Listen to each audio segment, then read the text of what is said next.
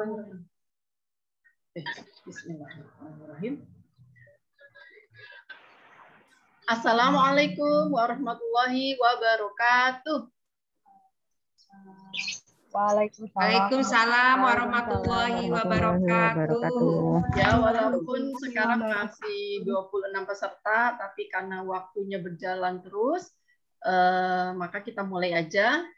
Karena ada pesan-pesan juga, nanti sambil berjalan ya Bunda ya. Oke. Bismillahirrahmanirrahim. Asyhadu an la ilaha illallah wa asyhadu anna Muhammadar Rasulullah. Allahumma sholli ala sayyidina Muhammad wa ala ali sayyidina Muhammad. Alhamdulillah kita dipertemukan kembali ya Bunda-bunda, walau masih dalam keadaan virtual. Alhamdulillah kita masih diberikan kesehatan walafiat, masih diberikan kesempatan sama Allah untuk bisa belajar walaupun jarak jauh, tapi insya Allah tetap dekat di hati ya, insya Allah. Amin. Amin. Sementara ini yang saya lihat masih banyak bunda-bunda ausan, alumni ada tadi Bomona. Harapan kita, saya tadi isi di status, ilmu nih harus dibagi-bagi, jadi siapa aja boleh masuk. Gitu. Ya harapan kita semuanya bisa masuk, walaupun yang umum juga, karena ini ilmu. Jadi kita ini dalam atas nama Rausan ingin berbagi ilmu kepada bunda-bunda semua. Itu. Alhamdulillah yang alumni juga masih bisa silaturahmi dengan Bu Guru Rausan. Dan pintu Rausan juga tetap terbuka ya, bunda-bunda, untuk alumni atau nih yang sekarang TKB, nanti akan ke SD, nanti kapanpun pintu Rausan tetap terbuka. Untuk para alumni, bunda-bunda maupun anaknya yang mau main-main ke sekolah, silahkan.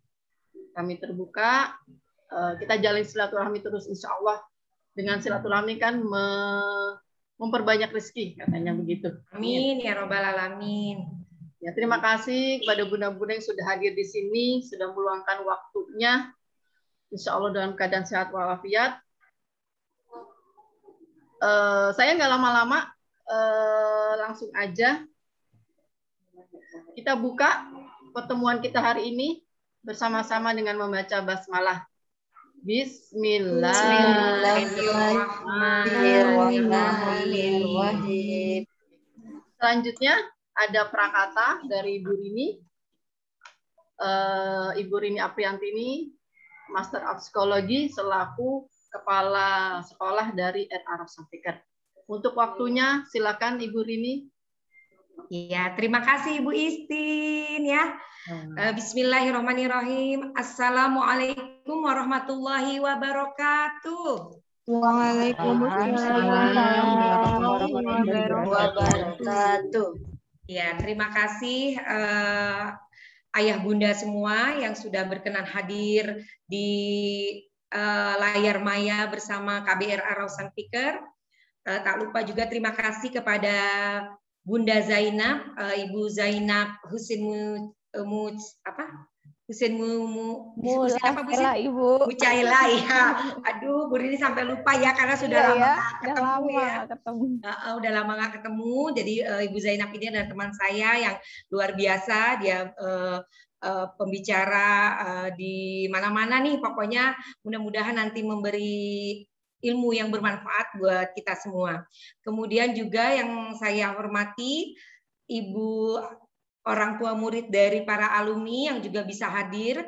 Ada Ibu Mona, Ketua Parenting 2 tahun lalu ya. Saya lupa angkatan berapa, kurang lebih 2 tahun lalu. Kemudian juga bunda-bunda yang tidak bisa saya sebutkan satu-satu. Tetapi insya Allah kehadiran ayah bunda semua menjadi kebahagiaan kami.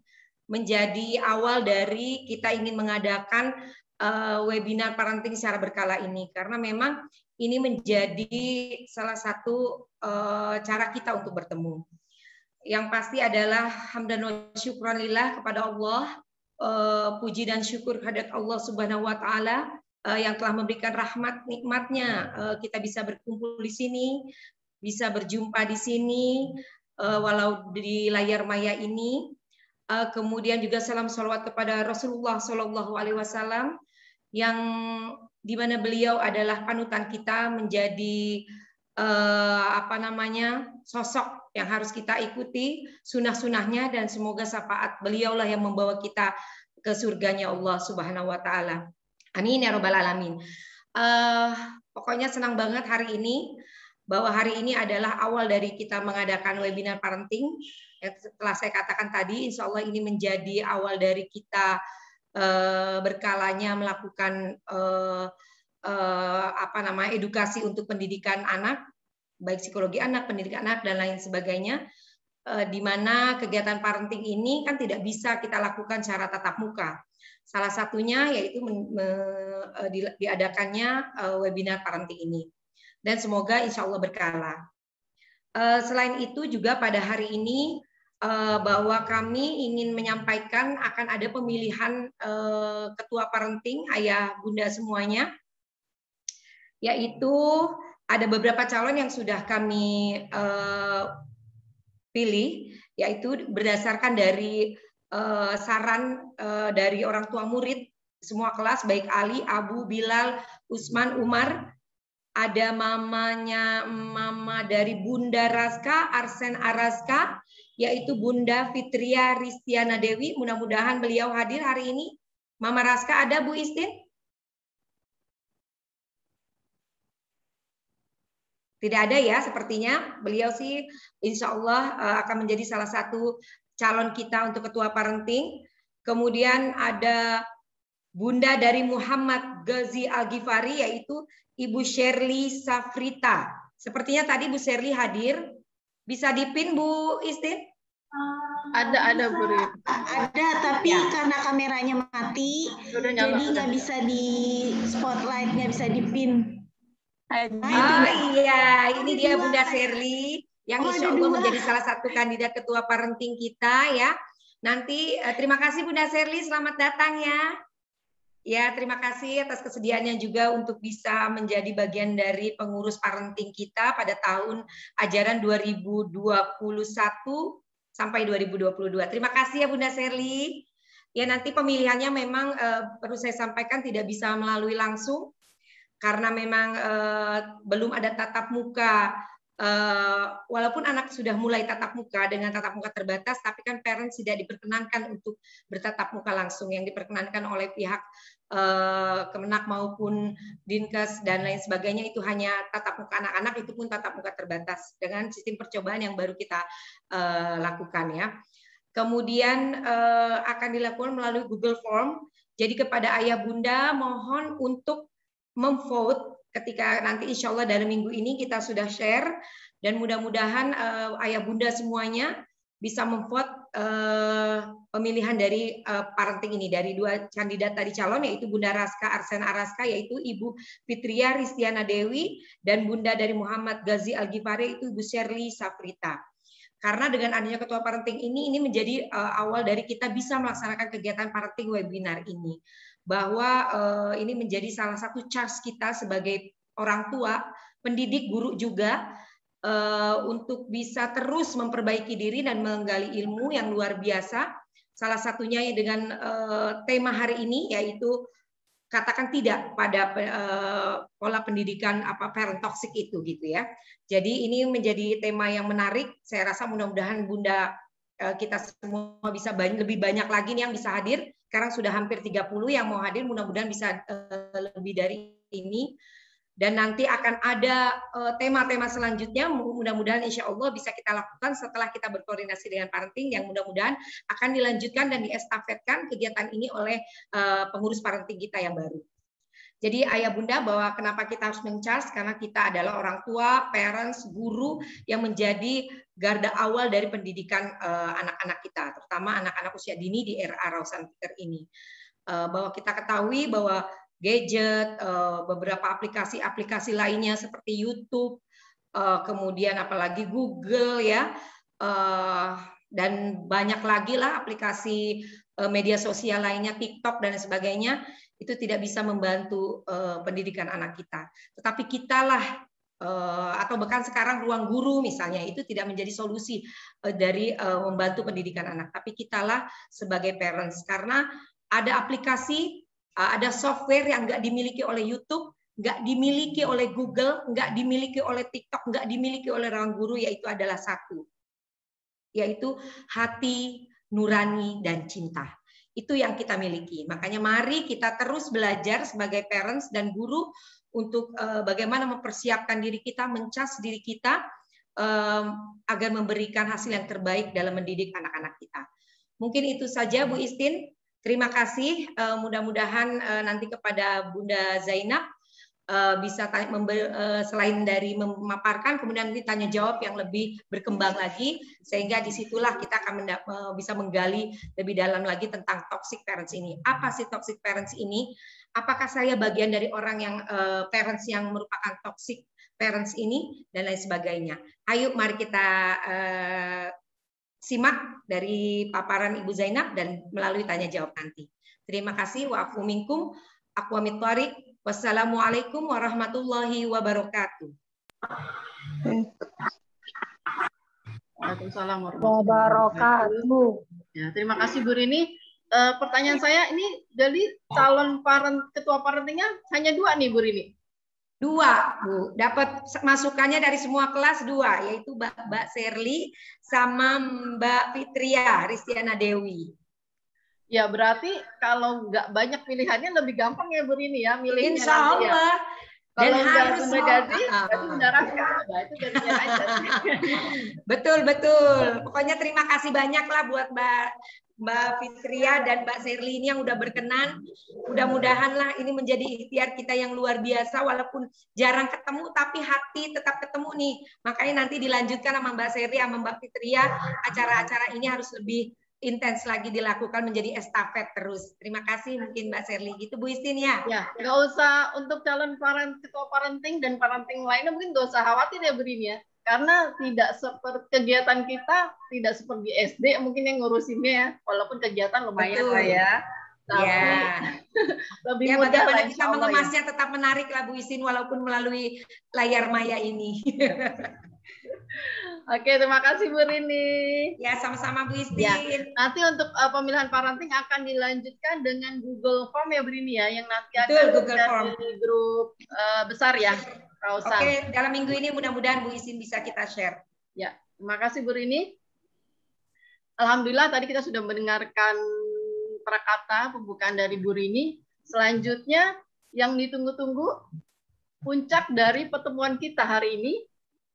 Untuk bunda-bunda yang haus akan ilmu, terutama ilmu mendidik anak yang nggak ada sekolahnya, kecuali kita mencari-cari gimana sih cara mendidik anak yang benar, dengan mengikuti kajian, dengan mengikuti seminar-seminar. Sekarang juga ada live IG. Nah, itu kita kan kalau kita tidak mencari, kayaknya kita kelewat jauh deh untuk mendidik anak yang zaman sekarang, era milenial, yang anak-anak nggak bisa mendidik dengan cara seperti dulu lagi.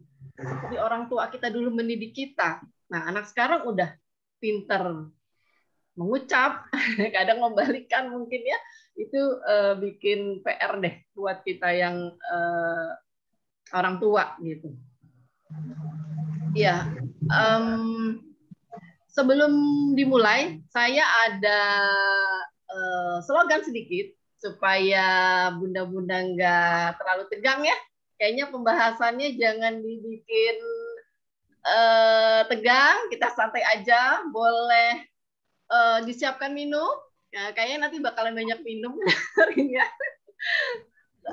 Boleh ya Bunda Zainab ya, sambil minum. Boleh, monggo. Ya, jadi kita santai ya, biar nggak tegang. Kalau santai, insya Allah ilmunya lebih mudah masuk gitu ya. Iya, saya ada slogan. Saya bilang smart parents, Bunda bilang, Bunda jawab, smart family, go go go, gitu ya. Dicoba Bu Istin, diulangi. Ya, boleh dibuka mic-nya ya. Saya bilang smart parents, Smart family. Smart family. Go, Go, go, go, go. Oke. Ya. Ayo Bun, anak-anak juga kita suruh semangat ya. Bundanya juga harus semangat. Ya. Jangan kalah sama anak-anak. Kalau ikut Zoom di kelas, nah, kan anak-anak juga harus mengeluarkan energinya juga. Semangat. Nah, Bunda-bunda boleh nih dibuka mic-nya. Kita coba ya. Oke ya. Smart parents. Smart family. Go, go, go. Kita coba lagi ya. Kayaknya masih brainstorming yang masih ini ya. Boleh sambil ngeteh-ngeteh. Oke. Sebelum ke Bunda Zainab, saya bacakan dulu CV Bunda Zainab. Ada pantun sedikit dulu. Peristiwa kelam coba dilupakan. Peristiwa senang yang dikenang. Seperti pepatah mengatakan, tak kenal maka tak sayang. Saya bacakan dulu sekilas CV dari narasumber kita. Beliau adalah namanya Zainab Husin Mula Sela, gitu ya Bun ya? Ya, Master of Psikologi. Kita panggil beliau Bunda, boleh ya Bunda Zainab ya? Boleh, silakan Ibu. Oke. Bunda Zainab tinggal di Pamulang, jadi nggak jauh-jauh nih. Mungkin kalau kita ada waktu, ada perlu mau konsultasi, boleh ya ke Bunda Zainab langsung ya Bun? Boleh sekali. Ya. Aktivitas sekarang Bunda Zainab itu adalah beliau ada seorang school counselor, co-founder Prosperia Psikologi, counselor and speaker Female in Action, FIA Care. Menarik nih, kayaknya ada khusus gitu ya Bun ya, tentang membicarakan tentang perempuan gitu ya. Dan juga narasumber di berbagai IG live dan webinar. Nggak banyak CV-nya, tapi dari sekilas aktivitasnya kita sudah melihat bahwa Bunda Zainab ini sudah cukup melalang buana ya. Pengalaman sebagai narasumber juga materi-materi yang disampaikan insya Allah berbobot. Saya buka dulu materi kita pagi ini. Katakan tidak pada gaya pengasuhan toksik, atau yang sekarang banyak dikenal dengan toxic parent. Toxic itu dalam bahasa Inggris artinya racun. Toxic parent berarti orang tua yang meracuni anak. Nah, gimana kok bisa orang tua meracuni anak? Itu kan kayaknya jahat banget ya. Kayaknya nggak mungkin. Tapi katanya itu tanpa disadari oleh kita sebagai orang tua melakukan itu terhadap anak. Nah, penasaran nggak Bun? Saya penasaran. Karena sesuatu yang baru menurut saya juga, tapi ini sekarang lagi banyak dibicarakan.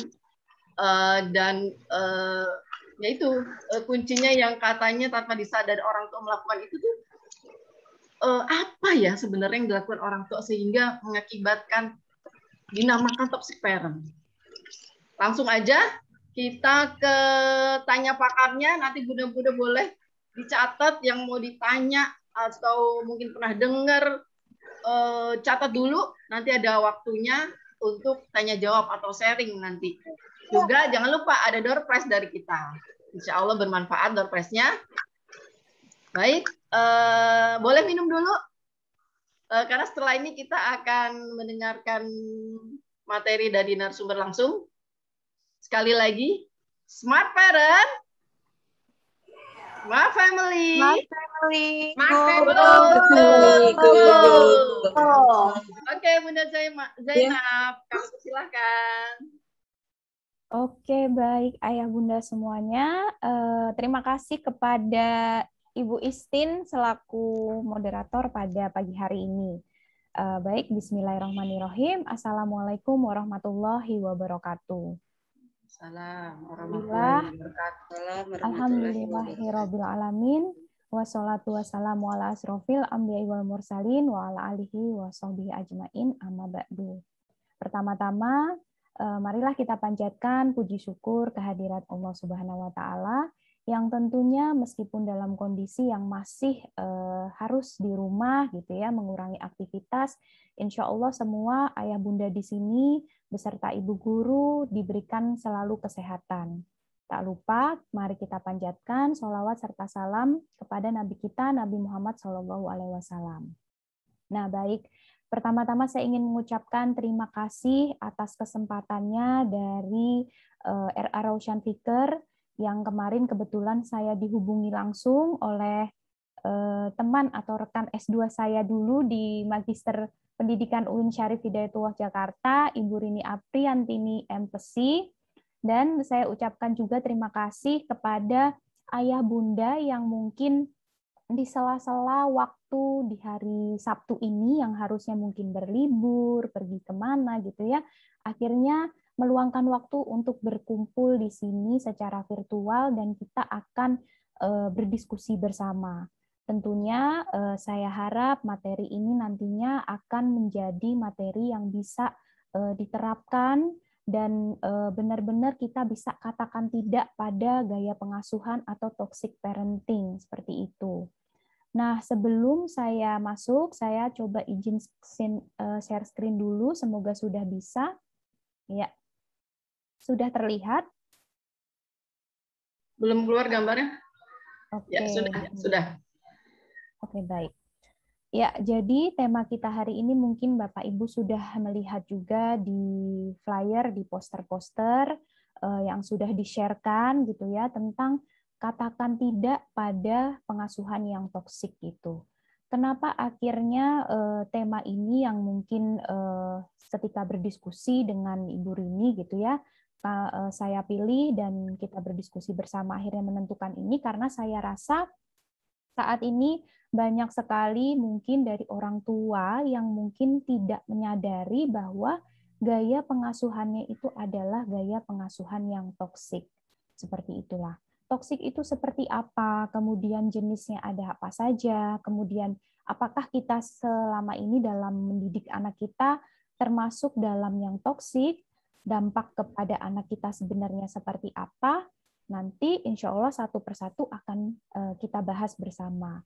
Nah, di sini Bapak dan Ibu tidak perlu untuk tegang gitu ya, kita santai saja, kita saling diskusi, karena tentunya saya rasa kalau dilihat dari pengalamannya Bapak Ibu di sini, ayah bunda sudah lebih berpengalaman untuk mendidik anak daripada saya gitu ya. Mungkin saya di sini karena belum punya anak gitu, jadi secara teoritis mungkin paham, tetapi pada praktiknya belum pernah mengalami. Jadi saling kita berdiskusi nantinya di sini, seperti itu. Oke, sebelum saya lanjut, saya ingin mengutip, jadi saya pernah dengar kata-kata bahwa kita tuh tidak bisa memilih apa saja yang tidak bisa memilih dalam hidup ini, salah satunya yaitu adalah takdir kita untuk memilih orang tua. Atau kita sebagai anak tentunya tidak bisa milih mau dilahirkan dari orang tua atau ibu dan ayah yang mana, seperti itu. Jadi ini yang perlu harus kita resapi dulu, seperti itu. Nah, saya ingin menayangkan salah satu video singkat mungkin sebelum lanjut kepada pembahasan. Saya ingin menayangkan, semoga bisa terdengar juga suaranya.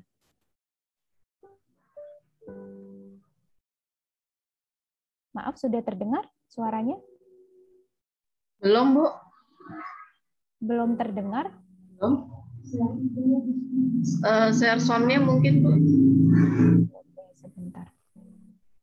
Saya coba stop share screen dulu. Saya buka videonya di file saja kalau begitu, coba saya stop share. Oke.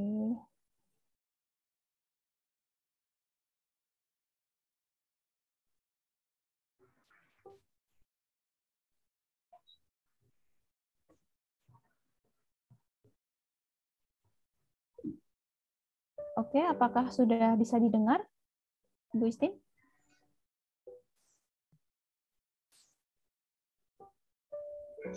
Sudah, Bu Zainab, sudah. Oh, oke, baik, baik.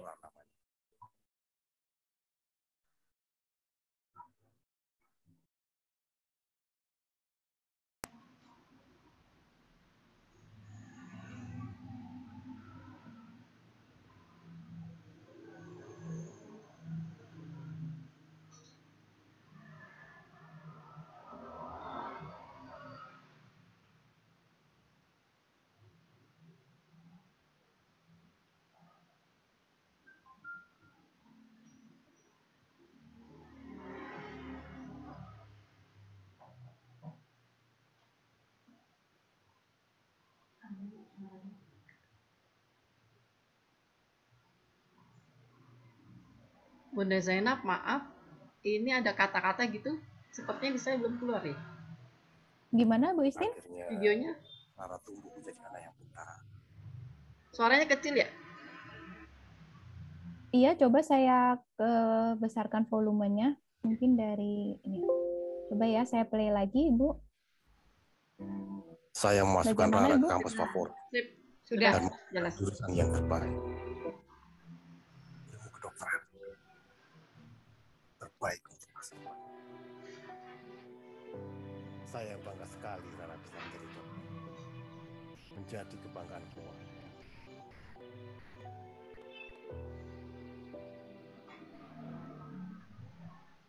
Tapi saya sudah lama Rara tidak pulang ke rumah. Sudah susah untuk diajak ngobrol.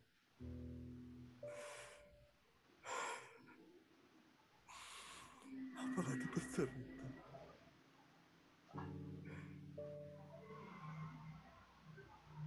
Rindu sekali melihat Rara kecil yang lucu. Hari ini saya ingin menemui Rara untuk minta maaf.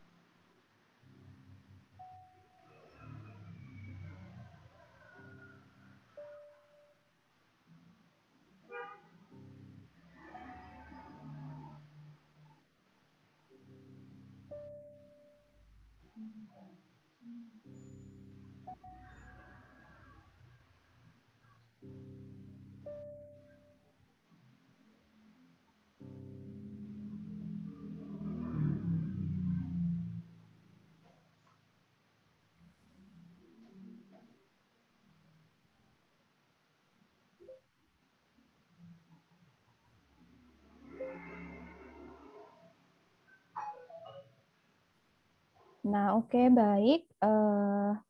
Mungkin ayah bunda semua sudah melihat tayangan video singkatnya, dan mungkin tadi video yang sudah saya tayangkan tadi mungkin akan relate dengan pembahasan tentang toxic parenting.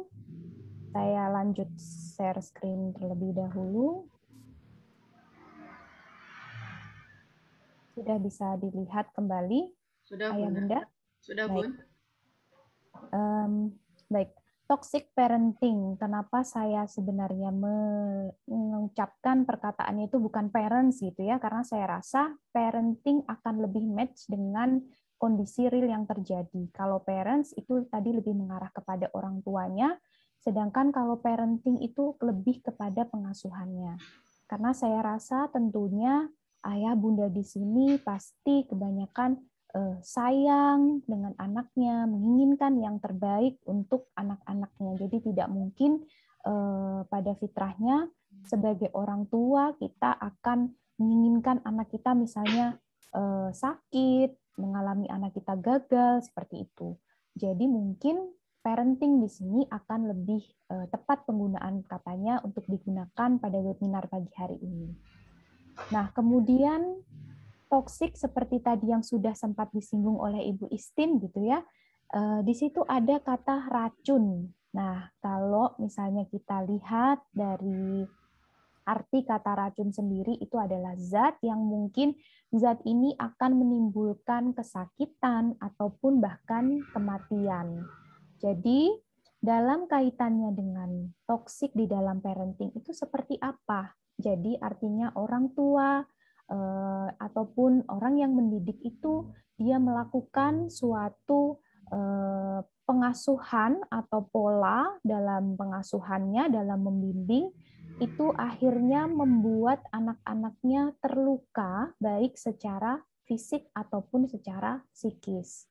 Makanya di sini ada kata racun. Nah, racun itu sifatnya tentunya destruktif atau merusak. Merusaknya bisa secara langsung, begitu. Ada yang biasanya dengan toxic parenting ini justru jangka panjang. Mungkin pada saat masih usia-usia TK, usia-usia SD, belum terlihat dampak negatifnya.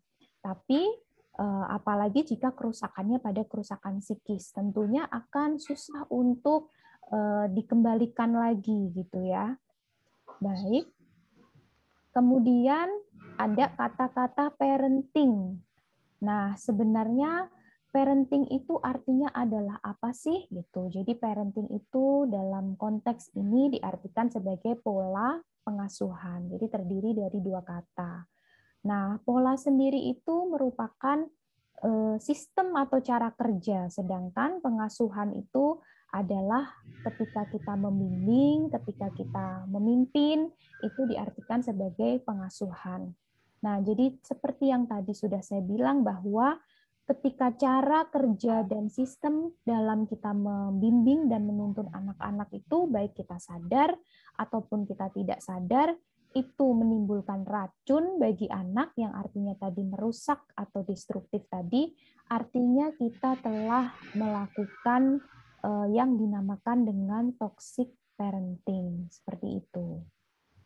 Membahas tentang parenting, mungkin di sini informasi-informasi seperti yang tadi sudah disampaikan Ibu Rini gitu ya. Informasi itu banyak sekali dari media sosial, dari internet gitu ya. Kita tahu, kita bisa belajar dari situ tentang parenting. Makanya ketika membahas tentang toxic parenting, saya rasa penting sekali kita tahu dulu tentang ada beberapa gaya di dalam pengasuhan. Dan ketiganya itu nanti toksik termasuknya gitu. Jadi kita lihat yang pertama. Tipe-tipe parenting yang pertama yaitu adalah undemanding but supportive. Jadi dia tidak menuntut, terus juga disupport gitu. Nah, mungkin Bapak Ibu di sini, Ayah Bunda di sini sudah pernah tahu ya tentang tipe permisif, pola asuh yang permisif gitu. Seperti apa sih pola asuh permisif itu atau yang tadi undemanding but supportive? Jadi kita Ayah Bunda membolehkan anak untuk melakukan apapun tanpa disertai target-target yang jelas. Jadi artinya ketika, Mah, aku mau beli sepatu baru. Oke, silahkan gitu. Mah, aku mau main HP dari jam sekian sampai jam sekian. Oke, silahkan gitu, bahkan seperti itu. Jadi apapun yang anak minta itu selalu diperbolehkan dan tidak ada target yang jelas. Seperti itu. Jadi ya sudah, anak mau mintanya apa, dikasih saja gitu, tanpa ada diskusi di situ, tidak ada penjelasan di situ, seperti itu. Kemudian yang kedua adalah tipe otoriter, atau dia demanding, but dia tidak suportif. Dia sudah dituntut, kemudian dia juga tidak disupport gitu. Bagaimana Ayah Bunda yang seperti ini? Biasanya dia tidak memperbolehkan apapun yang diinginkan anak, bahkan semua keputusan itu ada di orang tua. Jadi misalnya, Mah, aku misalnya pengen punya kamar sendiri misalnya. Nggak boleh. Kamu nggak boleh. Kenapa, Mah? Ya pokoknya nggak boleh gitu. Jadi seperti itu. Jadi tidak semua keputusan yang diambil maupun keputusan kecil maupun keputusan besar sekalipun itu semua kehendaknya ada di orang tua, seperti itu. Kemudian yang ketiga yaitu adalah undemanding but not supportive.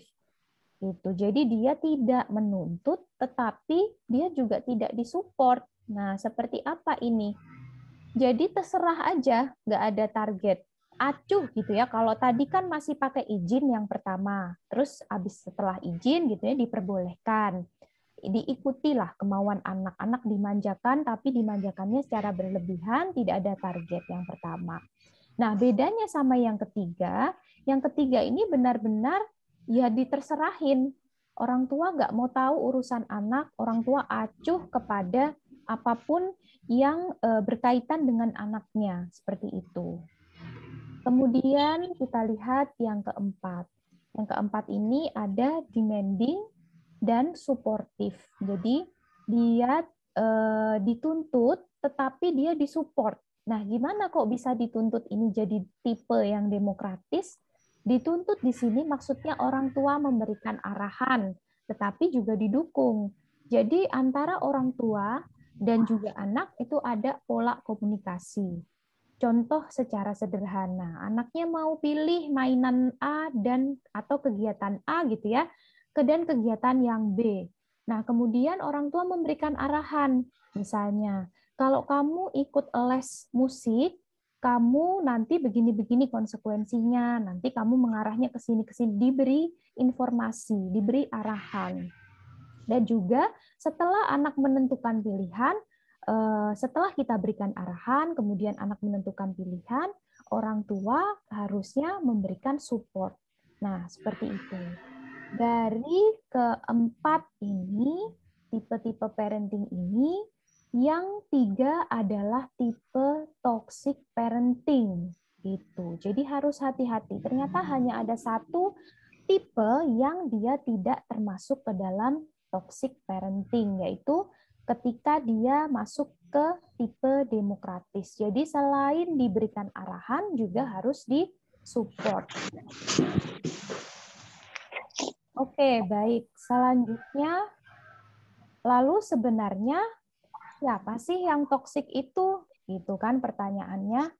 Jadi saya mengutip dari salah satu buku yang disampaikan oleh Susan Forward.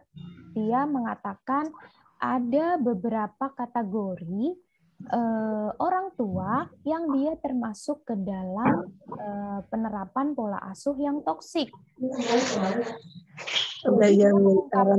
Ada beberapa kategori.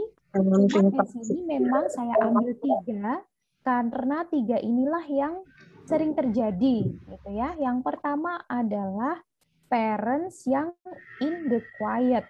Jadi orang tua, ketika orang tua yang dia fokus aja pada masalahnya sendiri, terus anak diminta untuk selalu ngerti. Contohnya seperti apa? Misalnya, Bapak, Ibu sedang, ayah bunda di sini pulang kerja misalnya. Bunda pulang kerja, kemudian anak minta untuk ditemenin mengerjakan tugas atau sekedar melihat apa yang dia kerjakan. Kemudian anak meminta kepada orang tuanya, "Mah, coba lihat Mas ini tadi aku bikin gambar ini," gitu.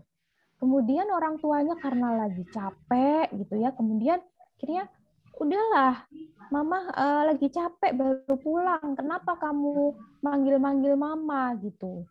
Mama tuh juga pusing gitu ya. Malah mamanya yang curhat, harus istirahat dulu sebentar. Mama itu yang cari uang, udah kamu jadi panjang. Nah, itu artinya orang tuanya fokus pada masalahnya diri sendiri. Dia lupa nih bahwa anak-anak juga minta untuk ngertiin, bukan hanya dia saja. Nah, itu tipe yang parents in the quiet. Kemudian yang kedua yaitu adalah tipe yang the controls. Artinya apa? Tipe controls ini orang tua atau mungkin dia memanfaatkan rasa bersalah anak untuk mengontrol anaknya. Jadi apapun yang dilakukan itu harus sesuai dengan apa yang orang tua inginkan gitu. Misalnya anak pengen ikut lomba menggambar. Terus kemudian tiba-tiba setelah anak ikut lomba menggambar gitu ya, dia anak kalah gitu. Tidak mendapatkan juara. Tiba-tiba orang tua tipe the controls ini dimanfaatkan rasa bersalah anak itu. Tuh kan, kamu makanya nggak nurut sama mama. Coba kamu kemarin ikut lombanya nyanyi. Kamu kan punya bakat di nyanyi, pasti kamu bisa menang. Mungkin seperti itu. Jadi dimanfaatkan, dikontrol, terus kemudian ada manipulasi di situ. Sebenarnya anak kan sudah merasa bersalah, kecewa gitu ya, karena misalnya dia tidak menang pada lomba yang ingin dia ikuti. Tapi ternyata tipe the controls ini justru mengungkit-ungkit dan memanfaatkan rasa kekecewaan, rasa bersalah dari si anak tersebut. Kemudian yang selanjutnya yaitu adalah the verbal abuser. Nah, mungkin ini cara dia memperlakukan anak-anak itu dianggap seperti dirinya yang sudah pengalamannya pasti jauh dibandingkan dengan anak-anak. Apalagi anak-anak usia 4-6 tahun baru belajar untuk berinteraksi, baru istilahnya belajar untuk mengenal lingkungan dan sebagainya. Tentu saja tidak bisa disamakan. Nah, tipe orang tua yang termasuk dalam toxic yang verbal abuse ini biasanya dia tidak memperlakukan anak-anak itu sesuai dengan kapasitas anak-anak. Misalnya anak usia 4-6 tahun, ya harusnya disesuaikan. Beda dengan dia cara memperlakukan berbicara dengan kakaknya misalnya yang sudah SMP gitu.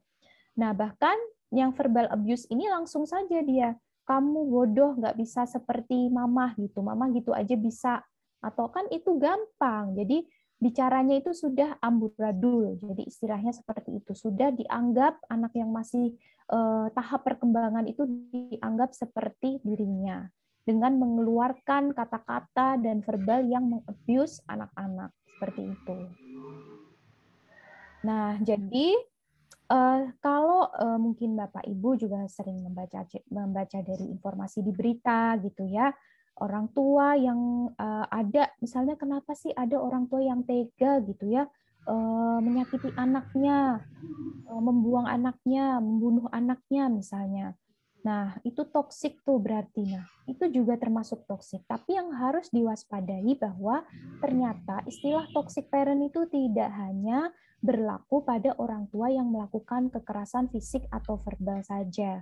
Tapi hati-hati, terkadang kita juga meracuni anak dalam tindakan-tindakan kita yang meracuni kondisi psikisnya tadi.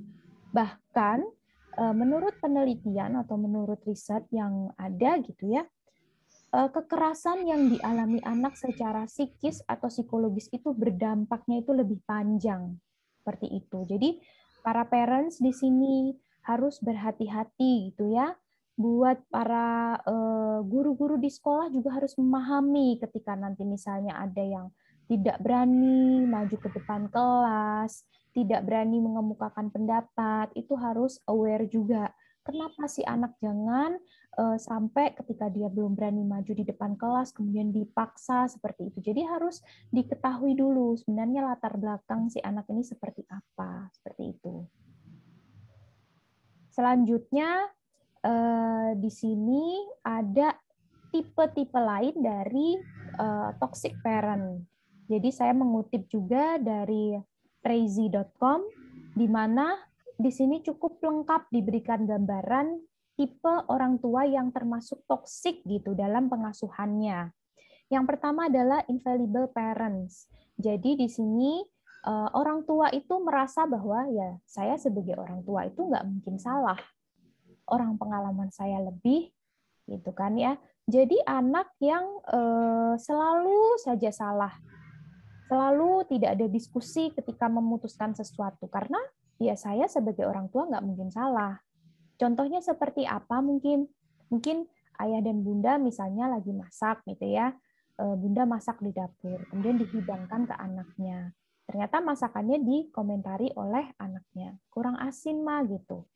Nah, kemudian oh ya udah mama tadi buru-buru pembelaan gitu ya. Nih, tapi ketika nanti suatu ketika anaknya salah, contohnya kok dia ada laporan dari gurunya di sekolah kurang nilainya kurang ini atau kecakapannya kurang ini. Langsung tuh anak disalah-salahin gitu ya. Kamu kenapa? Kemarin kan mama udah latih gini, langsung ngomel-ngomel. Nah, artinya ketika orang tua boleh salah, dia boleh ngeles gitu. Tapi ketika anak, dia nggak mengizinkan. Seperti itu. Itu termasuk ke dalam infallible parents. Seperti itu. Yang selanjutnya adalah hypocrite parents. Jadi, jika orang tua itu melakukan kesalahan, itu nggak apa-apa. Nah, ini sama kayak yang infallible parents, tapi di sini lebih dirumuskan lagi. Jadi kesalahan orang tua nggak apa-apa, anak tadi nggak boleh salah gitu.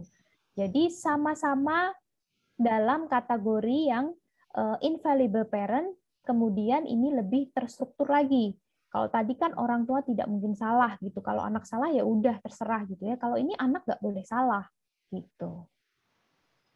Selanjutnya, tadi kita sudah sempat bahas yang punya Susan Forward, yaitu adalah controlling parents. Jadi, segala sesuatu itu dikendalikan oleh orang tua.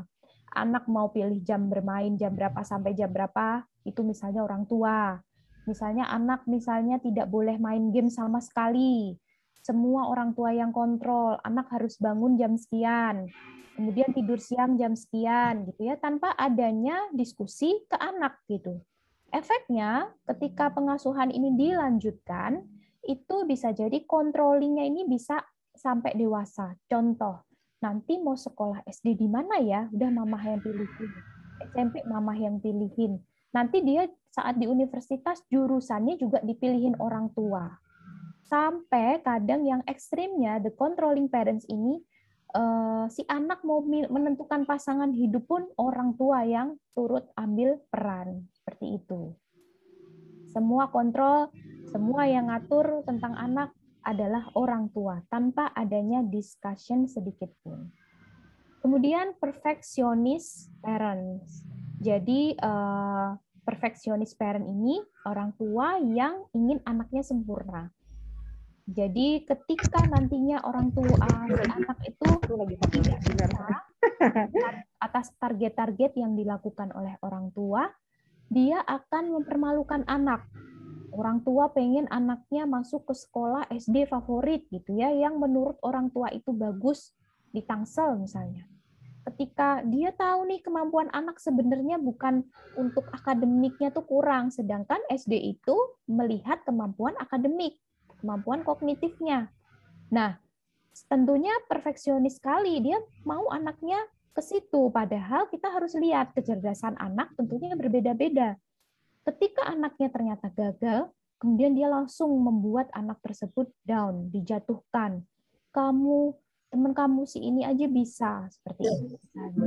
Jadi target-target yang ditetapkan tidak melihat kemampuan si anak, terlalu sempurna, sehingga ketika mereka gagal, akhirnya mereka dipermalukan.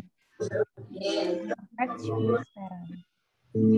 Nah, yang selanjutnya yaitu ada in the quiet parent. Jadi orang tua nggak siap menjadi orang tua. Maksudnya gimana ini? Nah, orang tua kok tidak siap gitu jadi orang tua. Tadi orang tuanya itu selalu minta dimengerti, selalu dia menyalahkan anak gitu ya. Bahkan dia tidak tahu kalau anak usia segini bagaimana cara memperlakukannya. Jangan-jangan antara si adik dengan si kakak semuanya dipukul rata gitu. Karena berusaha biar adil gitu ya, padahal tentunya pola-pola pengasuhan itu berbeda-beda gitu ya. Jadi dia belum siap jadi orang tua. Seperti itu. Kemudian abuse seperti yang tadi kita bahas bersama, bahwa abuser parent itu ketika orang tua sudah menyiksa anak baik secara fisik ataupun secara psikis. Secara psikis bisa jadi masuk ke dalam tipe-tipe yang hipokrit, control parents, gitu ya, infallible parents, kemudian perfectionist parent, itu bisa masuk ke yang psikologis atau psikis. Sedangkan yang fisik, ketika kita fisik itu mulai pakai cubitan, mulai pakai tangan, dipukul gitu ya. Kalau misalnya dia main game nih, waktunya udah kelamaan nih, kita udah mulai geram, anak lihat layar terus, udah nggak bisa dibilangin ini, terus kemudian dipukul gitu ya, atau dicubit gitu. Nah, ketika itu intens dan berulang, tentunya itu akan berdampak loh kepada fisik maupun kepada psikis si anak. Seperti itu.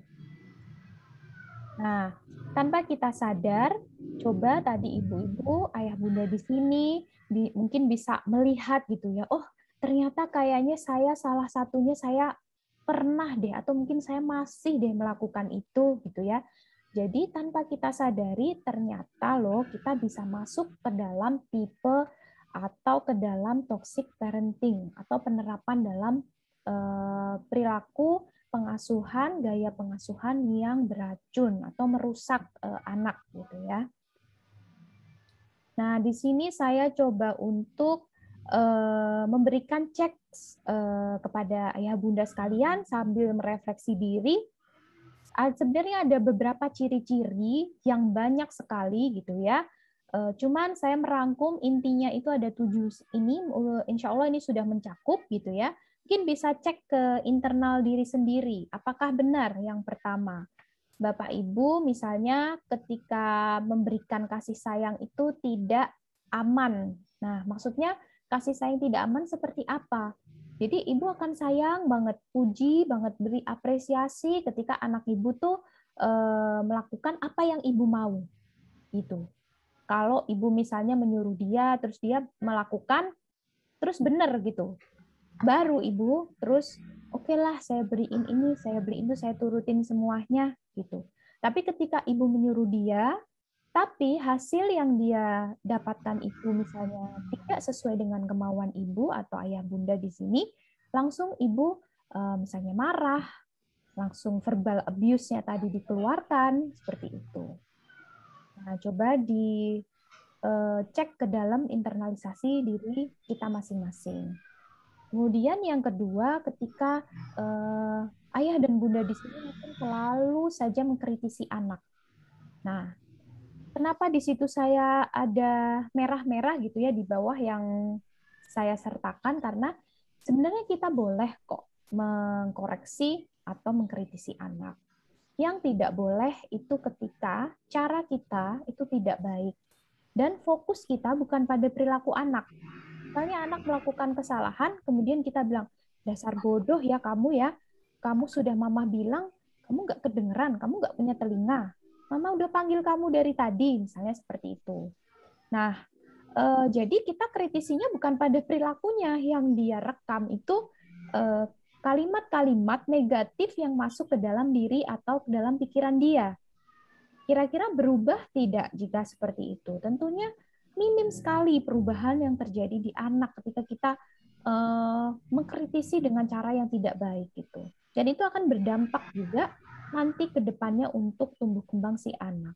Seperti itu. Jadi kalau kita mau kritisi, kita panggil dia. Misalnya dia lagi main HP, kita suruh stop, dia tidak mau, kita dekati dia, kita pegang pundaknya, kita bilang, Mama mau bicara sebentar, bisa? 1 game lagi, Mbak, misalnya gitu. Oke, 1 game kurang lebih berapa lama? Jadi ditunggu anak untuk menyiapkan diri untuk menerima apa yang sebenarnya ingin kita masukkan ke anak. Dan kita jelaskan. Fokus pada perilakunya, bukan fokus pada kesalahan si anak, tapi fokus pada perilaku. Kenapa misalnya dia tidak boleh main games? Lama-lama kita jelaskan. Kita ajak diskusi bersama dengan menerapkan komunikasi yang asertif. Seperti itu. Kemudian yang ketiga, ketika ayah bunda itu sudah melarang-larang anak untuk mengekspresikan emosi negatif. Mungkin kita sering ya melihat, mendengar kalau misalnya anak laki-laki jatuh gitu atau anak laki-laki nangis, terus kita bilang jangan nangis gitu. Kamu kan laki-laki, seperti itu. Jadi dilarang, anak laki-laki nggak boleh nangis gitu. Atau misalnya dia lagi sedih, kamu kenapa nangis? Kalau udah besar kan biasanya gitu ya, pulang dia lagi sedih, masuk ke kamar, terus orang tuanya heboh sendiri, marah-marah. Kenapa nangis? Diinterogasi gitu ya. Nah, sebenarnya termasuk kita pun sebagai orang tua sah-sah saja ketika kita mengekspresikan emosi-emosi, baik itu emosi positif ataupun emosi negatif. Justru emosi yang kita rasakan tidak boleh kita tekan. Dengan kita merepresi emosi-emosi yang kita miliki, kita akan menumpuk masalah yang akhirnya terpendam dan meledak gitu. Jadi ketika orang tua yang melarang, berarti siapa tahu nih, berarti dia menerapkan parenting yang toksik. Kemudian yang keempat, yaitu menganggap semua tindakan dan ucapan harus diikuti. Jadi orang tua yang mungkin ayah bunda merasa, aduh kok anakku nggak nurut ya, aku bilang ini dia nggak mau, aku kesel banget, aku ini gitu ya. Jadi harus waspada, harus refleksi sebenarnya apa benar nih saya selalu mau diikuti. Kalau misalnya anak punya pendapat saya nggak mau mendengarkan, seperti itu.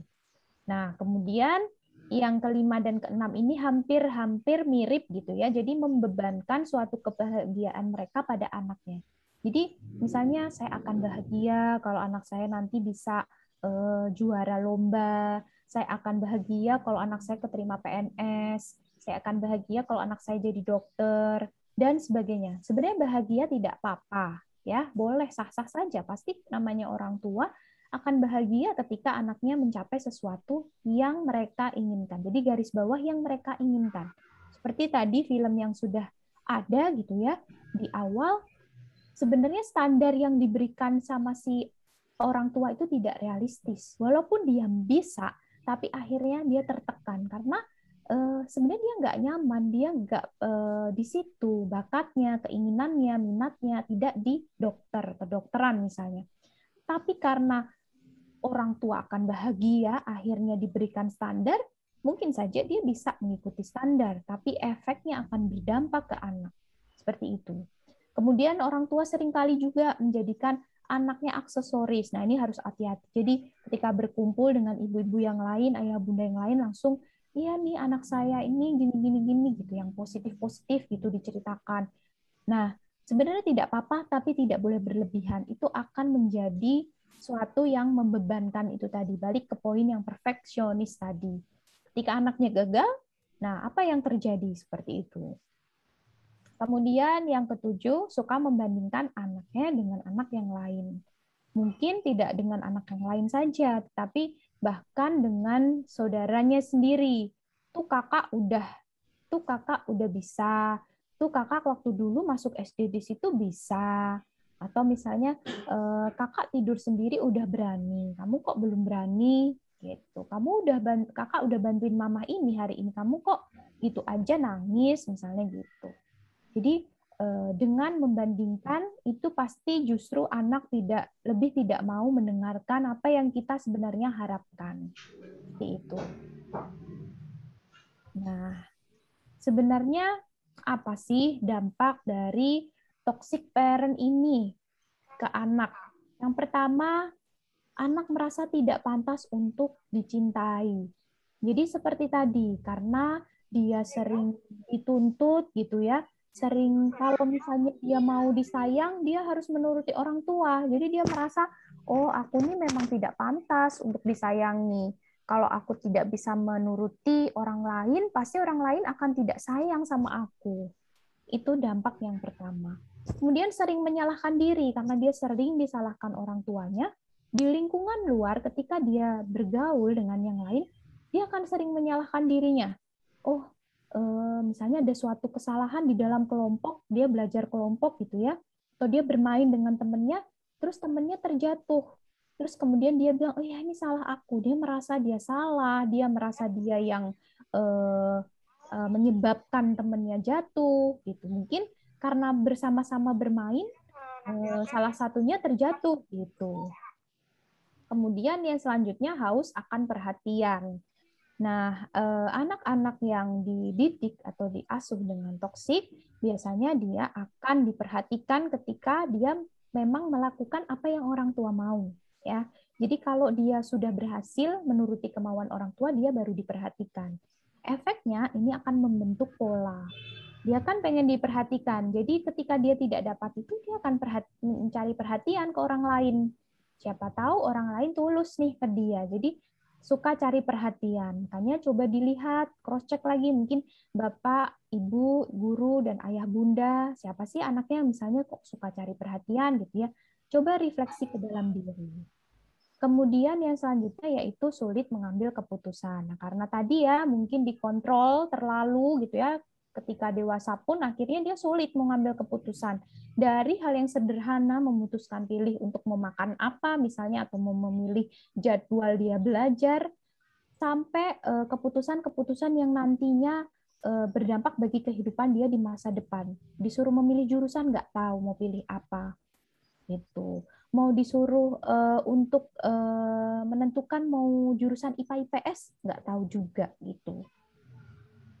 Nah, kemudian sulit percaya sama orang lain. Nah, biasanya anak-anak yang diasuh dengan toxic parent karena dia merasa bahwa orang tua saya saja tidak bisa cinta sama saya itu tanpa syarat. Dia mau ada syaratnya. Kalau saya begini, dia baru sayang. Kalau saya begitu, dia baru menerima saya. Jadi efeknya dia akan sulit sekali percaya kepada orang-orang lain. Kemudian juga menimbulkan dampak secara fisik dan mental. Karena kalau kita lihat dari hasil riset dari salah satu university di Pennsylvania, itu dampak yang ditimbulkan bagi anak-anak yang diasuh oleh toxic parenting salah satunya anxiety disorder atau gangguan pada kecemasan seperti itu. Ternyata setelah diteliti, anxiety disorder ini juga banyak loh diderita oleh orang-orang yang mungkin dalam gaya pengasuhannya orang tuanya itu menerapkan pola pengasuhan yang toksik itu tadi. Kemudian yang selanjutnya toxic parent itu atau toxic parenting itu sebagai lingkaran setan. Kok bisa sih sebagai lingkaran setan gitu ya? Mungkin dari ayah bunda dulunya juga merasakan toxic parenting. Akhirnya karena dia belum move on, belum healing, dan dia belum bisa menerima dirinya, akhirnya dia menerapkan lagi pola yang seperti itu. Jadi dia tidak tahu mungkin pola yang dulu itu adalah pola yang salah, akhirnya diulang lagi. Bahkan secara tidak sadar, anak-anak yang mungkin diasuh dengan pola pengasuhan toxic parenting bisa jadi mengulang lagi gaya pengasuhan tersebut ke anaknya nanti. Maka dari itu, kita diberi akal, kita diberi pikiran yang tentunya manusia lebih derajatnya dibanding makhluk lain, kita bisa menentukan untuk memilah apa yang harusnya dilakukan, bagaimana harusnya bertindak, dan sebagainya, sehingga kita bisa memutus lingkaran itu tadi. Seperti itu. Nah, lalu bagaimana sekarang tipsnya nih buat para parents supaya tidak terjebak atau tidak menggunakan pola pengasuhan yang toksik. Yang pertama, mulai introspeksi dan memperbaiki diri. Jadi coba diintrospeksi selama ini bagaimana sih sebenarnya cara ayah bunda semua mendidik anak-anak ayah bunda. Apa saja sih yang menjadi kendala ketika ayah bunda misalnya terpancing emosi dan sebagainya, itu kalau perlu dicatat dan di list gitu ya, supaya kita bisa mengeluarkan toksik-toksik dalam diri kita dulu, kita selesaikan dulu, baru kita bisa tentunya menangani atau mengasuh anak-anak kita. Kalau kitanya sendiri toksik atau bermasalah, atau ada racun di dalam diri kita, ini akan susah untuk menghandle atau melakukan treatment yang tepat kepada anak kita sendiri. Kemudian menghargai anak. Jadi apresiasi itu adalah hal yang sangat-sangat penting. Apresiasi di sini tidak harus berbentuk barang. Bisa dengan pujian, bisa dengan mengatakan, oh hebat, sekarang sudah bisa merapikan tempat tidur sendiri. Nah, apresiasi ini sebagai salah satu penguatan ya, reinforcement itu sebagai salah satu penguatan ketika perilaku itu yang ibu ayah inginkan itu tetap ada di diri anak, kita harus mengapresiasi.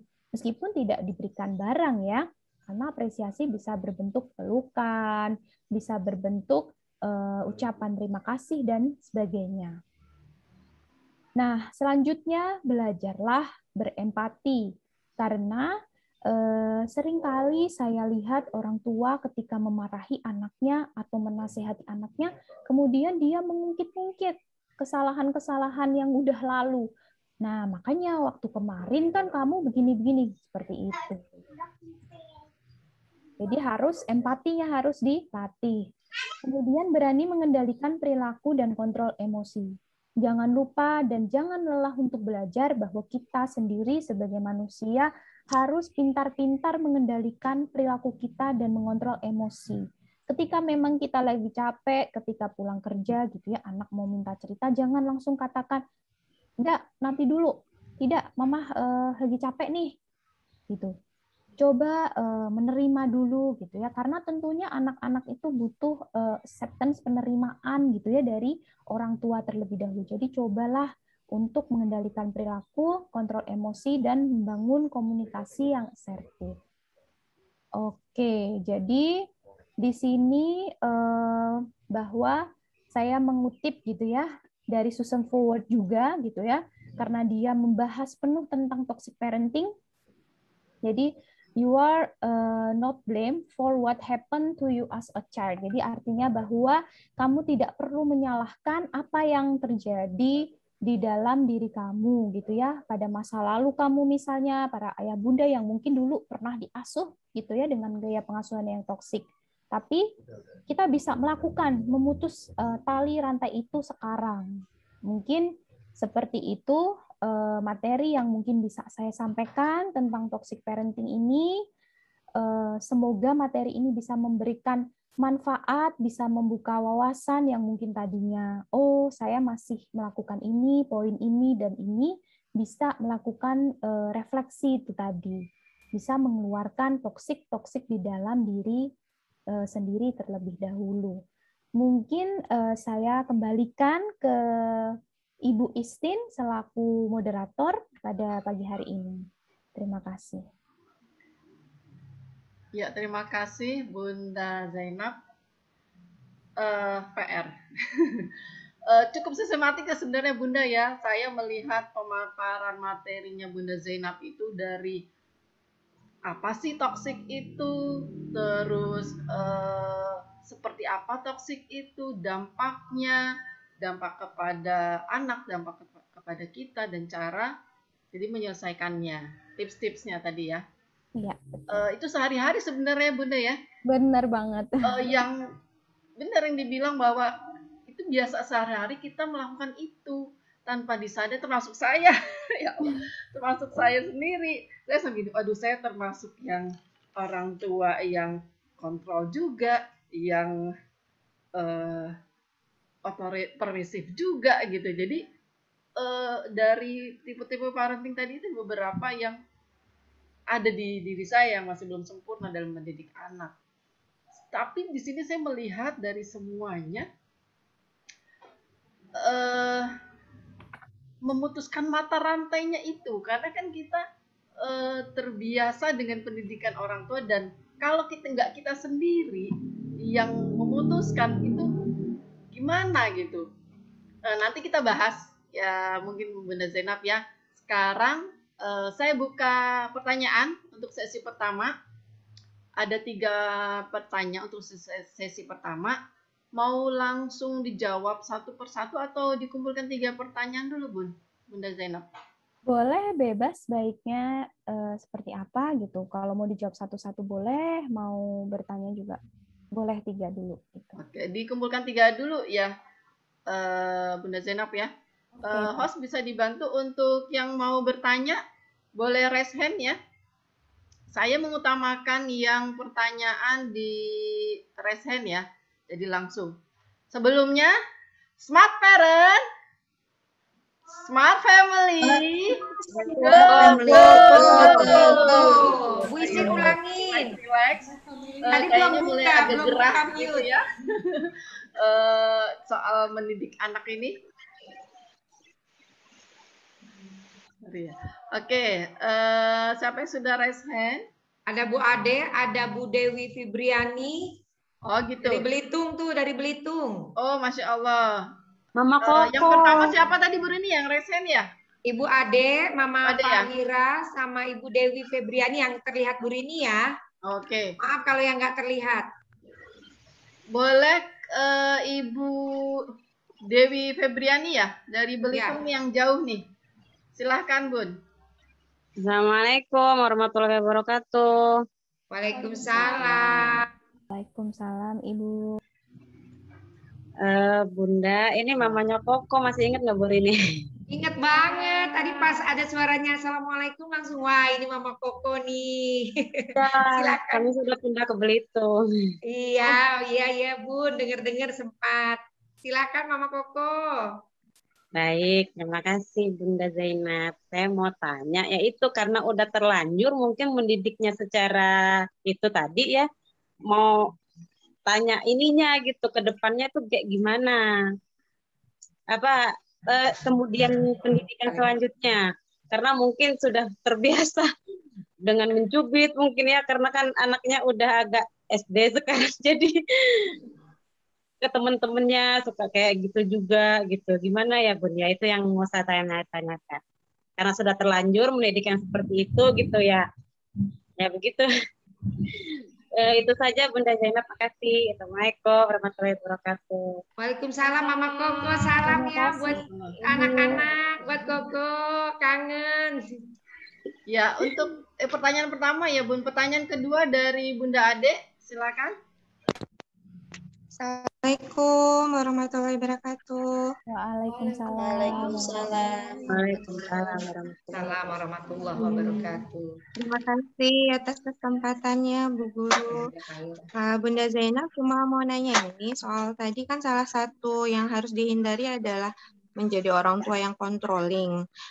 Yang jadi pertanyaan saya, pada usia berapa hal itu baru harus kita hati-hati menerapkannya gitu. Karena kalau untuk anak-anak yang ya, usianya relatif masih kecil, seperti anak yang masih TK gitu ya, kita kan terbiasa memang masih harus mengatur jam biologis mereka istilahnya gitu.